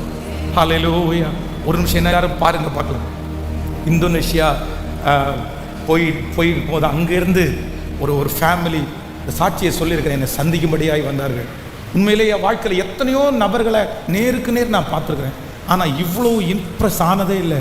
அவங்கள பார்த்து நான் பிரமிச்சு போனேன். நேற்றுக்கு கூட அவங்கள்ட்ட பேசினேன். ஒரு கணவன் மனைவி 2 பிள்ளைகளை கூட்டிகிட்டு வந்தாங்க. அவங்க சொன்னாங்க, பாஸ்டர் உங்கள் சர்ச்சில் 21 நாள் ஜெபம் பண்ணிட்டு இருக்கும்போது என்னுடைய இளைய பிள்ளை ரொம்ப சீரியஸாக இருந்தா அவன் மரிச்சிருவான்னு சொன்னாங்க. அப்போ நாங்கள் அந்த 21 நாள் ப்ரேயரில் அட்டன் பண்ணி அந்த சவுண்டை ஜாஸ்தியாக வச்சு அவள் காதில் கேட்டு ஜெபம் பண்ணிகிட்டே இருந்தோம். 21 நாளைக்குள்ள என் மரிச்சு போவான்ற அந்த பிள்ளை உயிரோட வந்துட்டா பாஸ்டர் அது அப்படின்னு அவங்க அதை சாட்சி சொன்னாங்க. ஸோ அந்த பிள்ளைய உங்கள்கிட்ட நான் கூட்டிகிட்டு காமிக்கணும் அப்படின்னு சொன்னாங்க. நான் கூட்டிகிட்டு வாங்கன்னு சொன்னேன். பல கிலோமீட்டர் தூரம் ட்ராவல் பண்ணி அவங்க சுவிட்சர்லாண்டுக்கு வந்திருந்தாங்க. அவங்கள சந்தித்தேன். சந்திக்கும் போது எனக்கு பிரமிப்பாக இருந்துச்சு. 2 பிள்ளைகளுக்கும் பார்த்தீங்க அப்படின்னு சொன்னால் அவங்க எதையுமே அவங்களுக்கு பேச தெரியாது, சொல்ல தெரியாது. 2 பிள்ளைகளுமே வளர்ந்துட்டாங்க. 2 பிள்ளைகளுமே பெண் குழந்தைங்க. 2 பிள்ளைகளுமே வயசுக்கு வந்துட்டாங்க. அவங்களுடைய உடம்புல ஏற்படுகிற மாற்றம் வரும்போது அந்த ரத்தப்போக்கு அது கூட க்ளீன் பண்ணுறது கூட அவங்களுக்கு தெரியாது. 2 பிள்ளைகளுடைய வயிற்றுலையும் ஒரு பெரிய ஓட்டை போட்டிருக்காங்க. வெளியில் ஒரு மிஷின் வச்சுருக்கிறாங்க. அந்த மிஷினை ஆன் பண்ணி கொஞ்சம் கொஞ்சமாக அவங்க வயிற்றுக்குள்ளே 2 பேருக்கும் 2 மணி நேரம், ஒருத்தருக்கு 2 மணி நேரம், இன்னொருத்தருக்கு 2 மணி நேரம் ஃபீட் பண்ணுறது மாதிரி பண்ணணும். ஒரு குழந்தைக்கு 16 வயசு, இன்னொரு குழந்தைக்கு 12 வயசு. 2 குழந்தைங்களையும் பார்த்து அப்படியே ஷாக் ஆயிட்டேன். சிஸ்டர், இந்த குழந்தைக்காக தான் 21 நாள் ஃபாஸ்டிங் போட்டு ஜெபம் பண்ணி திரும்ப உயிர் வாங்கினீங்களா? ஆமாம் பாஸ்டர். S pastor. ஆண்டவர் ரொம்ப பெரியவர் பாஸ்டர். அவங்க வாயில் ஒரு தடுமாற்றம் இல்லை, ஒரு சலிப்பு இல்லை, ஒரு மனசோர்வு இல்லை. அந்த 2 குழந்தைகளையும் பின்னாடி சீட்டில் வச்சு அப்படியே ரொம்ப அழகான சீட்டை செட் பண்ணி கட்டி தான் அவங்கள கொண்டு போனோம். ஆனால் அவ்வளவு சந்தோஷமாய் எந்த சர்ச்சை ஆராதனைக்கு மிஸ் பண்ண மாட்டோம் அப்படின்னு சொன்னாங்க. அப்புறம் ஆச்சரியமாக இருந்த அந்த பிரதர் இந்த காருக்காக ஜெபம் பண்ணுங்க பஸ். ஒரு ஆடி கார் வச்சுருந்தாரு. அந்த காருக்காக ஜெபம் பண்ணுங்க. அதில் எல்லோ போர்டு வச்சுருந்தாங்க. அப்போ நான் கேட்டேன், கார் புதுசாக வாங்கியிருக்கிறீங்களான்னு கேட்டேன். இல்லை பாஸ்டர். ஆமாம் பாஸ்டர், நான் ஒரு சின்ன கார் வச்சுருந்தேன். காரில் ஏறுற எல்லாருக்குமே அந்த காரில் இருந்து அவங்க முடி இறங்குறதுக்குள்ளே ஏசப்பா பற்றி சொல்லிடுவேன். ஆனால் அந்த காரில் சின்ன காராக இருக்கிறதுனால நிறைய பேர் இப்போ ஏறுறதில்லை. அதனால சுவிசேஷம் அறிவிக்கிறதுக்காக ஜெபம் பண்ணேன். எனக்கு ஒரு நல்ல காரை கொடுத்தீங்கன்னா நான் உங்களுக்கு ஊழியம் செய்வேன் ஆண்டவரேன்னு ஜெபம் பண்ணேன். ஆண்டவர் எனக்கு இப்போ ஒரு ஆடி கார் கொடுத்துருக்கிறாரு. இந்த காரில் யாரெல்லாம் ஏறுறாங்களோ அத்தனை பேரும் இறங்குறதுக்கு முன்னாடி இயேசுவை பற்றி சொல்லாமல் ஒரு நாள் கூட இருந்ததில்லைன்னு சொன்னாங்க. ஐயோ, பிரமிச்சு போனேன். 2 குழந்தைகள், மனநிலைமை பாதிக்கப்பட்ட குழந்தைகள். 2 குழந்தைகளுக்கும் ஊட்டினா 2 மணி நேரம் மிஷின்லேயே வாழ்ந்துட்டு இருக்கிற அந்த பிள்ளைகள் ஆண்டவரை ஒரு நேரம் கூட தூசிக்காம, ஒரு வார்த்தை கூட எதுவுமே பேசாம, முழு இருதயத்தோடு அந்த ஆத்மா தாகத்தோடு கூட அவங்க இருக்கிறத நினச்சா அவ்வளோ சந்தோஷமா இருக்குது. வாலிப தம்பி, தங்கச்சி, உன்னை ஆண்டவர் பயன்படுத்தணும்னா கண்டிப்பாக ஆத்மா தாகம் வேணும்ப்பா. நீ இன்னொருத்தரை பார்த்து இந்த மாதிரி இன்ஸ்பயர் ஆகி இந்த மாதிரி வாழணும்னு நினச்சா நீ ஊழியம் செய்ய முடியாது சாமி. ஊழியம் செய்ய முடியாது. ஊழியம் செய்யணும்னு ஆசைப்பட்டா உனக்கு இருக்கிற ஃபர்ஸ்ட் குவாலிட்டி என்ன தெரியுமா? ஆத்மா தாகம் தான்ப்பா. ஆத்மா தாகம் மட்டும் உனக்கு இருந்துச்சுன்னா நான் நம்புகிறேன் ஆண்டவர் எந்த இடத்துல இருந்தாலும் உன்னை தேடி வருவார். எந்த இடத்துல இருந்தும் தாவீது ஆண்டவர் தேடி போனதுக்கு காரணம் என்ன அப்படின்னு சொன்னால், அந்த வனாந்திரத்தில் இருக்கும்போது தன்னுடைய ஆடுல ஒன்றை சிங்கம் கவ்வி பிடிக்கும் போது ஆட்டை விட்டுட்டு அவன் உட்கார்ந்துருக்கலாம். நாம் போய் எதுக்கு சண்டை போடணும்? ஒருவேளை அது என்ன கொண்டு போட்டுச்சுன்னா. ஆனால் வேதம் சொல்லுது, நல்ல மேய்ப்பன் தன் ஆடுகளுக்காக ஜீவனையே கொடுக்குறான். ஆடுகளை காப்பாற்றணுன்ற அந்த மனப்பக்குவத்தை கர்த்தர் பார்த்து நினைச்சாரு, என் ஜனங்களை காப்பாற்றுறதுக்கு நீ ஒருத்தன் ஆகும்னு சொல்லி கர்த்தர் அவனை ராஜாவா அபிஷேகம் பண்றாரு. நான் நம்புறேன், ஆத்மா தாகம் மட்டும் உங்களுக்குள்ள இருந்துச்சுன்னா மேடை உன்னை தேடி வரும்பா, பணம் உன்னை தேடி வரும்பா, கர்த்தர் உன்னை பயன்படுத்த ஆரம்பிப்பார். எல்லாரும் இன்னைக்கு கேட்க போறோம். நீங்க இருக்கிற இடத்துல ஆண்டவரிடத்துல கேளு, ஆண்டவரே ஒருத்தருக்காவது சுவிசேஷம் சொல்லி இருக்கிறீங்களா? நீங்க ரட்சிக்கப்பட்டு இத்தனை நாள் ஆச்சு, இத்தனை நாள் ஆச்சு, யாருக்காவது ஒருத்தருக்கு சுவிசேஷம் சொல்லி இருக்கிறீங்களா? நம்ம வெளிநாட்டிலேருந்து வந்த மிஷினரிகளுடைய வயசு எடுத்து பார்த்தேன். கடந்த நாட்களிலே மிஷினரிகளுடைய பயோகிராஃபி எடுத்து பார்க்கும்போது அவங்களுடைய ஏஜ் எடுத்து பார்த்தேன். எனக்கு ரொம்ப ஆச்சரியமாக இருந்துச்சு. என்ன தெரியுமா, 38 வயசு, 36 வயசு, 34 வயசுக்குள்ள 40 வயசு தொடுறதுக்குள்ள மறிச்சு போன மிஸ்ரீங்க நிறைய பேர் இருக்கிறாங்க. 40 இயர்ஸ் கூட நெருங்கல. தங்களுடைய ஊழியத்திற்காக தங்களுடைய ஜீவனையே தியாகம் பண்ணவங்க. இன்னைக்கு ஆண்டவர் இந்த குட் ஃப்ரைடேக்கு பரலோகத்திலிருந்து கர்த்தர் அவருடைய சிலுவை காட்சியை காமித்து தாகமாக இருக்கிறேன் கைகளை உயர்த்தி சொல்லிக்கொண்டே இருக்கு. Thank you Jesus. யாருக்காவது ஒருத்தருக்கு இயேசுவை பற்றி சொல்லுவேன். ஆண்டவர் இந்த சத்தத்தை கேட்குற நிறைய பேரை தாயின் கருவில் உருவாகும் முன்னே அவருடைய ஊழியத்துக்காக தானே உன்னை தெரிஞ்சுக்கிட்டாரு. நீ அவருடைய ஊழியக்கார பிள்ளை, நீ அவருக்காக சுவிசேஷ ரதம். நீ எந்த இடத்துல போய் ஆண்டவரை பற்றி சொன்னாலும் அந்த இடத்துல அந்த ஆத்துமாவை கர்த்தர் தொடுவார். உங்களுக்குள்ள அந்த வல்லமையை கர்த்தர் வச்சிருக்கிறாரு. நீங்க ஜெபிக்கிறவங்களுக்கு அற்புதம் நடக்கும். ஜெபம் பண்ணுங்க, சத்தத்தை உயர்த்து. ஹல்லேலூயா, ஹல்லேலூயா, ஹல்லேலூயா. எஜமானனே கேளுங்க அப்பா, இப்பொழுது எங்களுடைய குடும்பம் முழுக்க இயேசுவே ஒரு வல்லமையை ஊற்றுங்க ஆண்டவரே. ஹல்லேலூயா. ஏதாவது நான் ஆண்டவர் எனக்கு கொடுத்திருக்கிற அந்த ஆசீர்வாதத்தில் ஏதாவது உங்களுக்கு கொடுத்துக்கிற வாகனத்தில் ஒரு வசனத்தை போட்டு அதில் ஏதாவது நான் நம்புறேன் ஆண்டவர் தேடுறாரு. இந்த சின்ன பிள்ளைங்க பாருங்க, சின்ன பிள்ளைங்க கவனிங்க. இந்த வயதில், என்னுடைய 41வது வயதில் இன்னைக்கு உங்க முன்னாடி நான் இந்த ஊழியக்காரனா நிற்கிறதுக்கு எனக்கு எந்த குவாலிட்டியுமே இல்லைப்பா, எந்த பின்னணியுமே இல்லைப்பா. ஆனால் ஒரே ஒரு குவாலிட்டி நான் சொல்லுவேன், எல்லா தைரியத்தோடு நான் அதை சொல்லுவேன். என்ன தெரியுமா, சின்ன வயசுல இருந்தே ஆத்துமா தாகம்ன்ற ஒன்று மட்டும் எனக்குள்ளே இருந்துச்சுப்பா. 4th ஸ்டாண்டர்ட் படிக்கும்போது சர்ச்சுக்குள்ளே போனேன். ஆனால் 6th ஸ்டாண்டர்ட் படிக்கும்போதே ஊழியம் செய்ய ஆரம்பித்தேன். 6ஆம் வகுப்பு படிக்கும்போது ஒவ்வொரு கிறிஸ்துமஸுக்கும் தெருத்தெருவா போய் பாட்டு பாடி ஏசப்பா பற்றி சொல்லி ஜெபம் பண்ணேன். அவமானத்தில் சொன்னேன். எதையுமே எதிர்பார்க்கல. இதே கோயம்புத்தூர் பட்டணத்தில் இருக்கிற நிறைய முள்காடில் முழங்கால் படிட்டு ஆத்துமாக்களுக்காக ஜெபம் பண்ணியிருக்கிறேன். இங்கே பிரதர் எபினேசன் ஜாக் அவங்களோட ஃபேமிலி இன்னைக்கு சர்ச்சுக்கு வந்திருக்கிறாங்க. ஃபஸ்ட் டைம் சுபாத்தால் ஸ்ட்ரீட்டில் சர்ச் நடத்தும் போது அவங்க பக்கத்து வீட்டில் அவங்க ஃபேமிலியாக கூடியிருந்தாங்க. நான் அப்போ பேச்சுலர். எனக்கு அப்போ பெரிய பணங்கள் எதுவுமே இருக்காது. ஆனால் ஒரே ஒரு சாப்பாடு தான் செய்ய தெரியும். தயிர் சாதம், முட்டை, இது 2 தான் போட தெரியும். நிறைய நாள் என் சாப்பாடு அதுவாக தான் இருந்துச்சு. ஆனால் அவங்க நான் தனியாக இருக்கிறதுனால, வாலிப பையனாக இருக்கிறதுனால இவனுக்கு சாப்பாடு கொடுத்தா நல்லா இருக்குமேன்னு சொல்லி சண்டே மோஸ்ட்லி அவங்க சண்டே சமைக்கும் போது, அவங்க வெளியே போகாத நாள் சமைக்கும் போது எனக்கு சாப்பாடு கொண்டு வருவாங்க. உண்மையிலே கர்த்தருக்கு முன்னாடி சொல்கிறேன், எல்லா பயத்தோடு சொல்கிறேன், அவ்வளோ பசி இருக்கும். அன்னைக்கு 3 நாள் ஃபாஸ்டிங், ஃப்ரைடே, சாட்டர்டே, சண்டே ஆராதனை முடிச்சதுக்கு அப்புறம் தான் சாப்பாடே சாப்பிடுவேன். ஆனால் ஜனங்களே வரமாட்டாங்க. 4 பேர், 3 பேர், 5 பேர் தான் சர்ச்சில் இருப்பாங்க. வருத்தமாக இருக்கும், அழுகையாக வரும். 5 பேருக்கு பிரசங்கம் பண்ணி 3 நாள் ஃபாஸ்டிங் போட்டு 5 பேர் பிரசங்கம் பண்ணி அதில் 2 பேர் வராதனால அவ்வளோ வருத்தமாக இருக்கும். அந்த சாப்பாடை அவங்க கொண்டு போய் 11, 12 மணிக்கெல்லாம் அவங்க கொடுத்துருவாங்க. ஆனால் அந்த சாப்பாடை நான் சாப்பிட மாட்டேன். என் கையினாலேயே தள்ளி வச்சு எத்தனையோ நாள் அந்த ரூமில் உட்காந்து, ஆண்டவரே எனக்கு ஆகாரத்தை விட ஆத்துமாக்களை தாங்க ஆண்டவரே, எனக்கு ஆத்துமாக்களுக்கு நம்புங்க ஆண்டவரே, நான் எப்படியாவது ஆத்துமாக்களை சுதந்திரிக்கணும். என்ன நீங்கள் நம்பலையா? எனக்கு நம்ம பிரசங்கம் பண்ண தெரியாதா? ஏன் நீங்கள் பிரசங்கம் பண்ணும்போது ஆயிரக்கணக்கான ஜனங்கள் வனாந்தரத்துக்கு தேடி வந்தாங்கல்ல, இந்த பட்டணத்தில் எத்தனை ஜனங்கள் தவிப்பா இருக்காங்க, அவங்களுக்கு என்ன நம்புங்க ஆண்டவரேன்னு சொல்லி அந்த சாப்பாடை தள்ளி வச்சுட்டு எத்தனையோ நாட்கள் ஜெபம் பண்ணியிருக்கிறேன். ஆனால் இன்னைக்கு இவ்வளோ பெரிய திரளான கூட்டத்தை நடத்தி பார்க்கும்போது 2005 2005வது வருஷத்தை நினைக்கிறேன். 2005வது வருஷத்துல இருந்த அந்த ஆத்துமா தாகத்தை இன்னைக்கு கர்த்தர் கனம் பண்ணி, இன்னைக்கு ஆண்டவர் தராதது ஒண்ணுமே இல்லை, எதுவுமே இல்லை. வாலிப தம்பி, தங்கச்சி, உனக்கு ஆத்துமா தாகம் வேணும்ப்பா. ஆத்துமாக்களுக்காக நீ கெஞ்சணும், நீ அழணும். யாருக்காவது ஒருத்தருக்காக நீ அழுதுருக்கியா? உன் ஃப்ரெண்டுக்காக நீ அழுதுருக்கிறியா? உங்க வீட்டில் இருக்கிற யாருக்காவது நீங்க அழுதுருக்கீங்களா? யாருக்காவது ஒருத்தருக்கு ஜஸ்ட் ட்ரை ஜீசஸ், வேற எதுவுமே நீ சொல்ல வேண்டாம், ஜஸ்ட் ட்ரை ஜீசஸ். உன் ஃப்ரெண்ட்கிட்ட ஒரே ஒரு வார்த்தை சொல்லியிருக்கிறியா? Just try Jesus. ஒரு டைம் நீ ஜீசஸை ட்ரை பண்ணி பாரு. சொல்லியிருக்கிறியா? இயேசு பெரியவர், பரலோகம் நரகம்னு ஒன்று இருக்குது, சொல்லியிருக்கிறீங்களா? அப்படி இதே கோயம்புத்தூர் பட்டணத்தில் வருஷம் லட்சக்கணக்கான பேர் டூருக்கு வர்றாங்க. அவங்க டூருக்கு வர்றவங்க கம்ஃபர்ட் சிஸ்டம் பார்க்கறதுக்கெல்லாம் வரல. நிறைய பேர் எங்கெங்கயோ இருக்கிற ஆண்டவரை அறியாத இடத்திற்கு கால்நடையாய் கடந்து போய் லட்சக்கணக்கான ஜனங்கள் இந்த கோயம்புத்தூர் பட்டணத்தில் இன்னொன்னு தேடி வரும்போது, நான் நம்புறேன் இதே கோயம்புத்தூர் பட்டணத்தில் இயேசுவை தேடி பல ஊர்களிலிருந்து வரணும். பல நாடுகளிலிருந்து வரணும். ஒரு பெரிய எழுப்புதலை கர்த்தர் தரணும். ஓ ஹalleluya. அநேக கவர்மெண்ட் ஆபீஸ்ல கர்த்தருடைய நாமம் உயரணும். நிறைய வீடுகளுடைய தலையின் மேல் இயேசுவின் ரத்தம் ஜெயம் என்று எழுதப்பட்டிருக்க வேண்டும். நிறைய வாகனத்தினுடைய நெற்றியிலே ஜீசஸ் என்கிற வார்த்தை பொறிக்கப்பட்டிருக்க வேண்டும். ஹalleluya.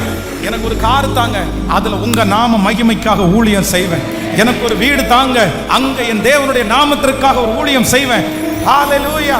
பரலோகத்திற்கு போகும்போது நீங்க சேர்த்து வச்ச சொத்து உங்க கூட வராது. உங்களுடைய மதிப்பு, மரியாதை, அழகு எதுவுமே உங்க கூட வராது. நிர்வாணியாய் அவர் தாயின் வயிற்றிலிருந்து நீங்க பிறந்தீங்க. நிர்வாணியாய் அவரிடத்துக்கு திரும்புவீங்க. எதையும் மனுஷன் கொண்டு வந்ததும் இல்லை, கொண்டு போவதும் இல்லை. ஆனா ஒன்னே ஒண்ணு, இந்த உலகத்துல ஆத்துமாக்களை சம்பாதிக்கிறவங்க போகும்போது எப்படி போவாங்கன்னா, வெறும் கையா போக மாட்டீங்க. வெறும் கையா போக மாட்டீங்க. பரலோகத்திலே உங்களுக்கு பொக்கிஷங்களை சேர்த்து வையுங்கள். அது பூச்சி பிடிக்காது, துரு பிடிக்காது. ஆண்டவரிடத்துல சொல்லுங்க, வெறுங்கையா வந்துடக்கூடாது. வெறுங்கையா வந்துடக்கூடாது. வெறுங்கையா வந்துடக்கூடாது. உங்க ஆண்டவர் தூதர்கள் ரெடியா இருக்கணும், உங்க தலைமையில கிரீடத்தை வைக்கும்படியாய். ஆமென் சொல்லுங்க பார்க்கலாம். இன்னொரு டைம் அந்த பாட்டை எத்தனை பேர் பாட போறீங்க? ஹalleluya. thank you Jesus. கோவிட் வரும்போது, கொரோனா வரும்போது அட்மிட் ஆகப்பட்டிருந்த ஒரு பெரிய பணக்காரர் சொன்ன சாட்சி. அங்க இருக்கிற 24 பேர்ல 24 பேர் அந்த ஐசியூல அட்டெண்ட் பண்ணிட்டு இருந்தாங்க. அந்த 24 பேருக்கு ஒரு குரூப் ஆரம்பிச்சு கொரோனா ஃப்ரெண்ட்ஸ் அப்படின்னு ஒரு குரூப் ஆரம்பிச்சிருக்காரு. அதுல இருக்கிற மொத்த பேரும் ஆண்டவரை அறியாதவங்க. ஒவ்வொருத்தருடைய பெட்டுக்கு பக்கத்துலயா போய், எனக்கும் கொரோனா இருக்குது, பட் நான் பயப்படலை. காரணம் என்னன்னா, கிறிஸ்து எனக்கு ஜீவன், சாவு எனக்கு ஆதரவு. அங்க இருக்கிற கிட்டத்தட்ட அந்த டாக்டர்கள் ஆச்சரியப்படுற அளவுக்கு 25 பேருக்கு மறு உயிர் கொடுத்துட்டாரு. 25 பேர் மரண சூழ்நிலையில உள்ள வந்து திரும்பி போகும்போது இவரோடு சேர்ந்து 26 பேர் ஜீவனோடையே திரும்பி போனாங்க. நான் நம்புறேன், மரணத்துல இருக்கிற நிறைய பேரை நீங்க வெளியே கொண்டு வருகிற ஸ்பிரிட்டை கர்த்தர் இப்போ இன்னைக்கு உங்க மேல வைக்கிறாரு. உங்க மேல வைக்கிறாரு. உங்க குடும்பத்துல ரட்சிப்பை கர்த்தர் தர்றாரு. நீங்க போய் ஜெபம் பண்ற இடத்துல அற்புதம் நடக்கட்டும். Thank you Jesus. Oh hallelujah. இந்த குட் ஃப்ரைடே அன்னைக்கு ஏதாவது ஒரு விதத்துல நான் யாருக்காவது ஒருத்தருக்கு ஊழியம் செய்யறதுக்கு என்னை ஒப்பு கொடுக்குறேன் பாஸ்டர்.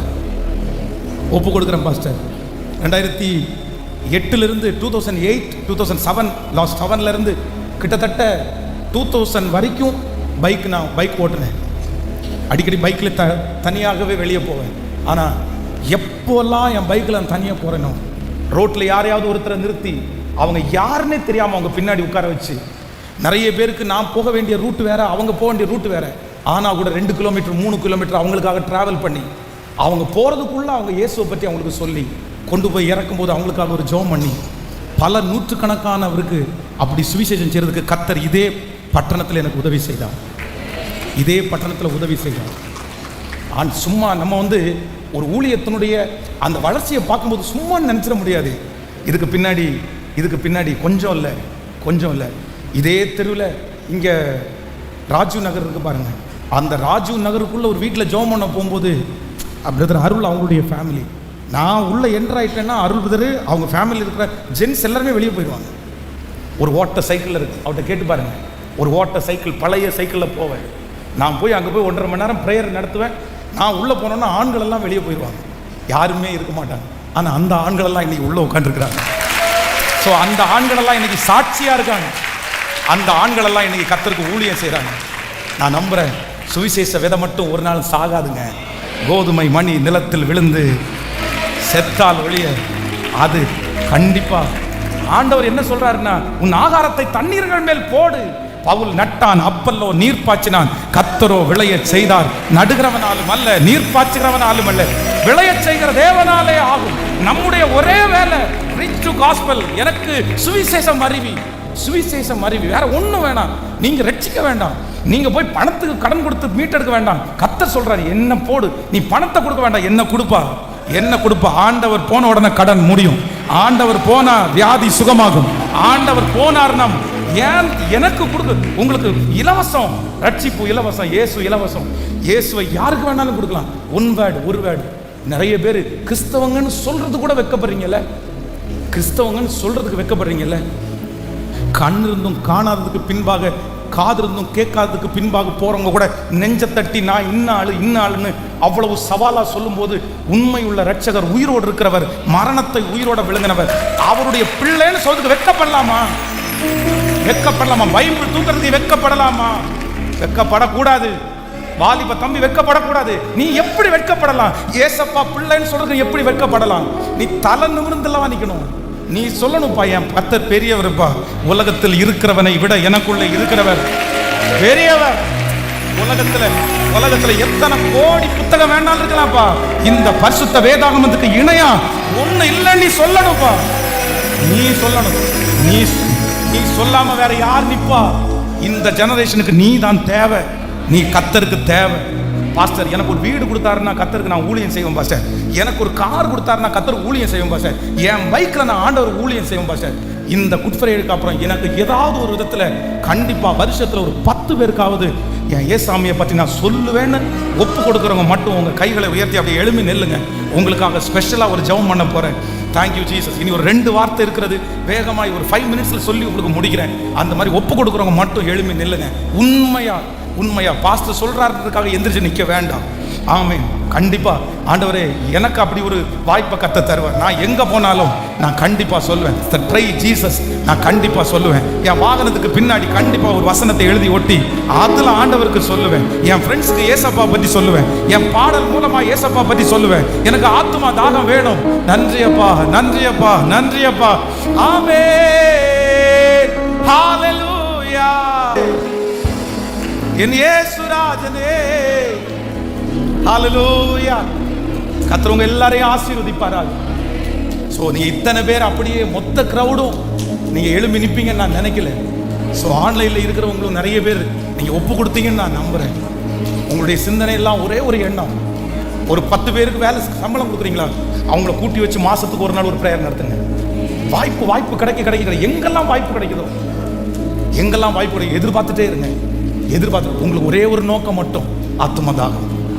நான் நம்புறேன் கர்த்தர் ஆத்தும தாகமா இருக்கிற அந்த ஆபிரகாமுக்கு என்ன சொன்னார் அப்படின்னா, நீ எவ்வளவு தூரம் வேணாலும் நடந்து திரி, நீ கால் மிதிக்கிற தேசத்தை உனக்கு தருவேன்னு சொன்னார். நான் உண்மையிலே ஆண்டவருடைய பிள்ளையை, நீ ஃபர்ஸ்ட் வந்து ஒரு வேளை கஷ்டப்படலாம்ப்பா, ஆனா ஆத்துமா தாகம்ன்ற மட்டும் உனக்குள்ள இருந்துச்சுன்னா நீ கண்டிப்பா எதிர்காலத்துல நீ நல்லாதான் இருப்ப. நீ நல்லாதான் இருப்ப. நல்ல ஆண்டவர் உங்களை ஆசீர்வதிப்பார். உங்களுக்காக ஜெபிக்கிறேன். ஸோ அடுத்து ஒரு 2 காரியத்தை அப்படியே நிற்க வச்சே வேகமாய் சொல்லுகிறேன். நம்பர் 6, 6வது ஆண்டவர் சிலுவையிலே பேசின 6வது வார்த்தை, யோவான் எழுதின சுவிசேஷம் 19ஆம் அதிகாரத்தினுடைய 30வது வசனம். 19ஆம் அதிகாரம் 30வது வசனம். இயேசு காடியை வாங்கினபின் முடிந்தது என்று சொல்லி தலையை சாய்த்து ஆவியை ஒப்பு கொடுத்தார். ஆமென் சொல்லுங்க. ஆண்டவர் பரமபிதா, பரலோக ராஜா சிலுவையிலே ஆண்டவர் பேசின அந்த 6வது வார்த்தை என்ன அப்படின்னா, முடிந்தது, முடிந்தது, முடிந்தது, முடிந்தது, முடிந்தது. நான் நம்புறேன் இந்த குட் ஃப்ரைடேக்கு திரும்ப உங்களை ஆசீர்வதிக்கிறேன். ஆண்டவர் எல்லாத்துக்கும் ஒரு முற்றுப்புள்ளியை வைத்தார். எல்லாத்துக்கும் ஒரு முடிவை கர்த்தர் வைத்தார். நிச்சயமாகவே முடிவு உண்டு. உன் நம்பிக்கை எதெல்லாம், எந்த காரியமெல்லாம் உங்களை பின்தொடர்ந்து வருகிறதோ, பல ஆண்டுகளாக பின்தொடர்ந்து வருகிறதோ, இத்தனை வருடங்களாக பின்தொடர்ந்து வருகிறதோ, கர்த்தர் சொல்லுகிறார் எல்லாவற்றுக்கும் கர்த்தர் ஒரு முடிவை கர்த்தர் வைத்திருக்கிறார். அதில் ஒரு முடிவை நீங்கள் காண்பீர்கள். அந்த வியாதிக்கு ஒரு முடிவு வரும், அந்த அவமானத்திற்கு ஒரு முடிவு வரும், அந்த குறைவுகளுக்கு ஒரு முடிவு வரும். கர்த்தராகிய ஆண்டவர் வாக்கு கொடுக்கிறார், எல்லாம் முடிந்தது, எல்லாம் முடிந்தது, எல்லாம் முடிந்தது. ஹல்லேலூயா. இந்த பலிபீடத்தில் இருந்து உங்க எல்லாரையும் ஆசீர்வதிக்கிறேன். இந்த குட் ஃப்ரைடேக்கு கர்த்தர் உங்களுக்கு பரிசாக தரட்டும். என்ன பரிசாக தரட்டும்னா, கர்த்தர் நீங்க போராடிட்டு இருக்கிற அநேக காரியத்திற்கு ஆண்டவர் ஒரு முற்றுப்புள்ளியை, எனக்கு ஒரு முடிவு வராதா பாஸ்டர், எனக்கு ஒரு முடிவு வருமா, எனக்கு ஒரு முடிவு வருமா? கர்த்தர் சொல்லுகிறார், நீ எதிர்பார்த்திருக்கிற முடிவை உண்மையில் நான் வைத்திருக்கிறேன். அது தீமைக்கு அல்ல. அந்த முடிவு தீமையா இருக்காது. அந்த முடிவு தீமையா இருந்துருமோன்னு நினைச்சு நீ பயப்படுற. ஆனா கர்த்தர் இன்னைக்கு கரத்தை பிடிச்சு சொல்றாரு, இல்ல, நான் அதை நன்மையாய் முடிய பண்ணுவேன். அவர்களோ எனக்கு தீமை செய்ய நினைத்தார்கள், கர்த்தரோ இன்று நடந்து வருகிறபடியே அதை நன்மையாய் முடிய பண்ணுவார், நன்மையாய் முடிய பண்ணுவார். நம்பர் 7, 7வது ஆண்டவராகிய இயேசு கிறிஸ்து கல்வாரி சிலுவையிலே பேசின 7வது வார்த்தை வாசிக்கலாம். லூக்கா எழுதின சுவிசேஷம் 23வது அதிகாரத்தினுடைய 46வது வசனம், 23ஆம் அதிகாரம் 40வது வசனம். இயேசு, பிதாவே, ஆமென், என் உம்முடைய கைகளில் என் ஆவியை ஒப்புவிக்கிறேன் என்று மகா சத்தமாய் கூப்பிட்டு சொன்னார். இப்படி சொல்லி ஜீவனை விட்டார். ஆமென். ஆண்டவராகிய இயேசு கிறிஸ்து அந்த வெள்ளி, சனி, ஞாயிறு, அந்த வெள்ளிக்கிழமை அவரை ரொம்ப வேலைக்கிழமை முடிஞ்ச உடனே அப்படியே அவரை தொந்தரவு பண்ண ஆரம்பிச்சிட்டாங்க. அப்படியே அந்த ப்ராசஸ் போய் வெள்ளிக்கிழமை அவரை சிலுவையிலே அறைந்தார்கள். ஸோ இப்போ ஒரு 2 o'clock எல்லாம் பார்த்தீங்க அப்படின்னு சொன்னால் மோஸ்ட்லி ஒரு 2 மணிக்குள்ள அந்த காரியங்களெல்லாம் முடிஞ்சிருச்சு. ஸோ அவரை சிதைத்தார்கள், வேதனைப்படுத்தினார்கள், ரொம்ப உருக்குலைஞ்சு போனாங்க. அவருடைய கஷ்டமெல்லாம் சொல்லி முடியாது, வேதனை சொல்லி முடியாது. இத்தனை யாருக்காக அப்படின்னு சொன்னார்? உங்களுக்காகவும் எனக்காகவும் மட்டும், உங்களுக்காகவும் எனக்காகவும் மட்டும்தான். பரம ஈவை ருசி பார்த்தோம். ஆண்டவருடைய கட்டளையை மீறுகிறவர்கள் திரும்பவும் கர்த்தரை சிலுவையிலே அறிகிறதற்கு ஒப்புமையாக இருக்கிறது.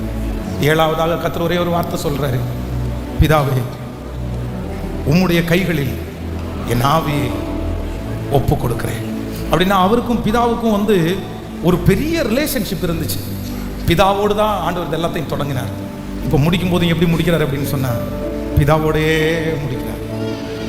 மகா சத்தமாய் கூப்பிட்டு சொன்னார். வேதம் சொல்கிறது, கடைசியாக ஒப்பு கொடுத்துட்டு, என் ஆவியை உன் கையில் சரண்டர் ஆல், என்னுடைய எல்லாமே உமக்கு தான். இந்த உலகத்தில் வாழ்ந்த வாழ்க்கை எல்லாம் ஆண்டவருக்கு தான். என் உயர்வு எல்லாம் உமக்கு தான், என் பெருமை எல்லாம் உமக்கு தான். இத்தனை கோடி ஜனங்களுக்காக நிற்கிறதற்கு பிதாவினுடைய சித்தம். ஹல்லேலூயா. நம்பர் 7, எல்லாரும் ஒரு தீர்மானம் எடுங்க. என் வாழ்க்கையில் இருக்கிற பெருமை எல்லாம் என் அப்பாவுக்கு சொந்தமானது. அவர் இல்லாமல் நான் ஒன்றும் செய்ய போவது இல்லை. எனக்கு எல்லாரும் அவர் தான், எனக்கு எல்லாமே அவர் தான், எனக்கு எல்லாமே அவர் தான். இந்த 7 வார்த்தைகளையும் ஆண்டவர் திரும்ப திரும்ப உங்களோட பேசிக்கொண்டே இருக்கு. கைகளை அசைத்து ஒரு ஹல்லேலூயா, ஹல்லேலூயா. உனக்காக நான் மரித்தேனே, எனக்காக நீ என்ன செய்தாய்? உனக்காக நான் மரித்தேனே, எனக்காக நீ என்ன செய்தாய்? ஆண்டவரே, என்னுடைய உயிருள்ள வரைக்கும் உமக்காக வாழ்வாங்க. எனக்கு உயிருள்ள வரைக்கும் உமக்காக ஊழியம் செய்வாங்க.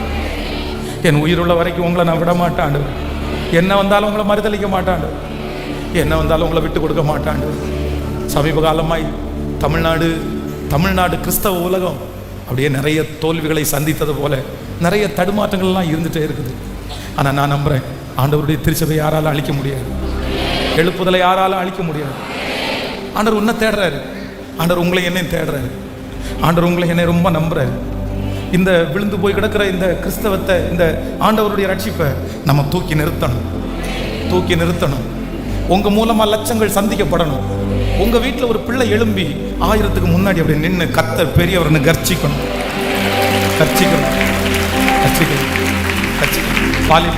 வாலிப தம்பி தங்கச்சி, ஊழியன்றது ரொம்ப மேன்மைடா, ஊழியன்றது ரொம்ப மேன்மை. இதெல்லாம் பார்த்து ஊழியத்துக்கு வராமல் மட்டும் இருந்தாதப்பா. ஊழியம்னா கஷ்டம்தான். ஊழியம்னா நிறைய பேருடைய ஏச்சு பேச்செல்லாம் கேட்கணும். ஊழியம் அப்படின்றது எல்லாருடைய கான்சன்ட்ரேஷன் உன் பக்கமாக திரும்பும். நீ எதையுமே நினைக்கிறது மாதிரி செய்ய முடியாது, இதெல்லாம் இருக்குது. ஆனால் ஒரு பக்கத்தில் ஊழியம் அப்படின்றது ரொம்ப பெருசுப்பா. ஆனால் ஒன்று மட்டும் தீர்மானம் எடு, நான் ஊழியத்திற்கு வருவேன்னு மட்டும் தீர்மானம் இருக்காத, கடைசி வரைக்கும் நிற்பேன்னு தீர்மானம் எடு. என்ன வந்தாலும் வேற ஒன்றுமே வேண்டாம். ஏன்னா ஊழியத்துக்கு நீ அர்ப்பணிச்சு வந்தோடனே எல்லாமே உனக்கு சாதகமாக அமையாது, எல்லாமே எதிராக தான் இருக்கும். ஆனால் ஒன்று மட்டும் நீ என்ன பண்ணணும், ஸ்ட்ராங்காக நீ நிற்கணும், எல்லாத்தையும் சகிக்கணும், எல்லாத்தையும் தாங்கணும், எல்லாத்தையும் ஆண்டவர் கற்றுக் கொடுப்பார். ஆனால் கடைசியில் என்ன பண்ணுவார் அப்படின்னா, உன்னில் நான் மகிமைப்படுவேன். ஆண்டவர் உன்னில் மகிமைப்பட ஆரம்பிச்சிருவார். அதனால அடுத்த ஜெனரேஷனுக்கு கர்த்தருடைய வருகை தாமதிக்கும். நீ தான் ஒரு ஊழியக்காரன். ஒரு பைபிள் காலேஜ் நீ கண்டிப்பாக நீ படிக்கணும். நீ வேதத்தை தூக்கிட்டு போய் நிறைய பேருக்கு சுவிசேஷம் சொல்லணும். ஆண்டவரிடத்துல கேளு, எனக்கு வல்லமை தாங்க, எனக்கு வரத்தை தாங்க, எனக்கு வல்லமை தாங்க, எனக்கு வரத்தை தாங்க. நான் நம்புறேன் உங்களை அப்படிப்பட்ட ஒரு தலைமைத்துவத்தில் வச்சு தர நான் கர்த்தர் எல்லாத்தையுமே தந்துடுவார். நான் ஊழியத்திற்கு வந்த அந்த ஃபர்ஸ்ட் நாள் நான் நினச்சி பார்க்குறேன், எதுவுமே தெரியாது, யார்கிட்டையும் பேசுறதுக்கு தைரியம் கூட இருக்காது. ஆனால் அவர் எவ்வளோ நல்லவர் அல்லவா, ஒரு தலைமைத்துவம் ஒன்று கொடுத்தாருன்னா அதை நடத்தக்கூடிய கிருபையும் உனக்கு ஆண்டவர் தருவார். அதுக்குரிய பலத்தையும் ஆண்டவர் உனக்கு தருவார். அதனுடைய திறமைகளையும் ஆண்டவர் உனக்கு தருவார். எல்லாமே அவருடைய கரத்திலிருந்து தேடி வரும். நீங்க நின்னா போதும், நீ நின்னா போதும். உம்மை உறுதியாய் பற்றி கொண்ட மனதை உடையவர்கள் உம்மையே நம்பி இருக்கிறபடினால் அவர்களை பூரண சமாதானத்துக்குள்ள நடத்தும். நீ நிக்கணும், ஆனா நிக்கணும், எத்துல ஆனாலும் நிக்கணும், செத்தா கூட பரவாயில்ல நிக்கணும். அந்த ஸ்ட்ராங் மட்டும். வலது புறமும் ஊழியத்துக்கு வந்தாச்சா திரும்பிடவே கூடாது. பரவாயில்ல பரவாயில்ல, சகிச்சுக்கோ சகிச்சுக்கோ சகிச்சுக்கோ, தாங்கிக்கோ தாங்கிக்கோ தாங்கிக்கோ. ஆனா ஒரு காலம் தாண்டினதுக்கு அப்புறம் நீ சகிச்சதுக்கு தாங்கினதுக்கு மகிமை மகிமை மகிமை மகிமை மகிமை உன் தலைமையில வந்து சேர்ந்துட்டே. ஆமென். ஜெய கிறிஸ்து. உடைய பிள்ளைகள் ஒவ்வொருவருக்காக மனதார நான் ஆசீர்வதிக்கிறேன். உடைய பிள்ளைகளை ஆசீர்வதியும் ஆண்டவரே. இன்னைக்கு சொன்ன 7 வார்த்தைகளும் இவருடைய இருதயத்தில் திரும்ப திரும்ப பேசிக்கொண்டே இருக்கட்டும். நன்றியப்பா.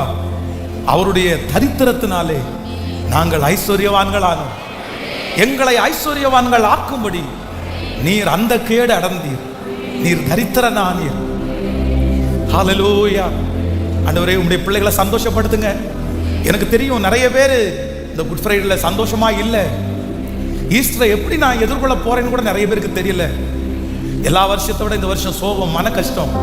ஆனா இல்ல, உலகத்துல உங்களுக்கு உபத்திரவம் உண்டு. ஆனாலும் திடன் கொள்ளுங்கள், நான் உலகத்தை ஜெயித்தேன். ஹல்லேலூயா.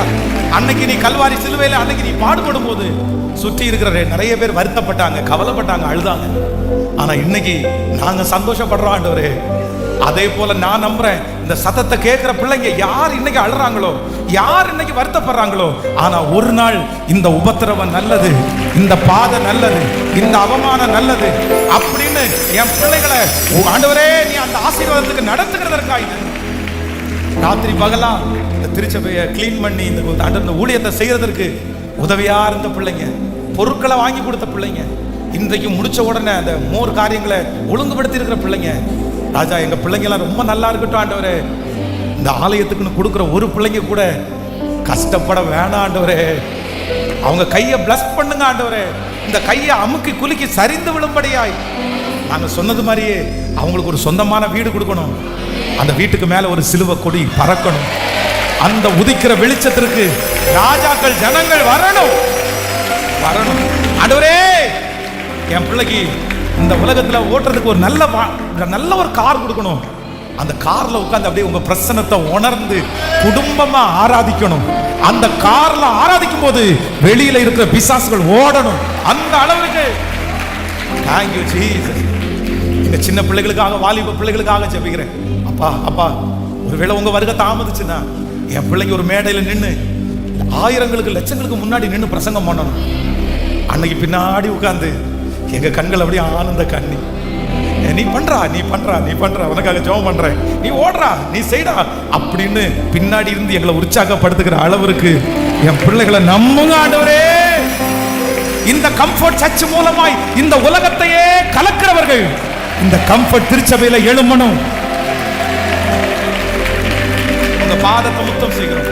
ஆன்லைன்ல லைவ்ல ஆரம்பிச்சதுல இருந்து இது வரைக்கும் எத்தனையோ பிள்ளைங்க ஜெபம் பண்ணிட்டே இருக்காங்கப்பா. இங்க சொன்ன ஒவ்வொரு நல்வார்த்தையும் ஆன்லைன்ல கேட்கிற எங்க பிள்ளைங்க அத்தனை பேர் தலை மேலையும் ஆம் என்றும் ஆமேன் என்று மனதார ஆசீர்வதிக்கிறோம். உம்முடைய கிருபை கூடவே இருக்கட்டும். இயேசுவின் மூலம் ஜெபம் ஏறெடுக்கிறோம் நல்ல பிதாவே. ஆம்.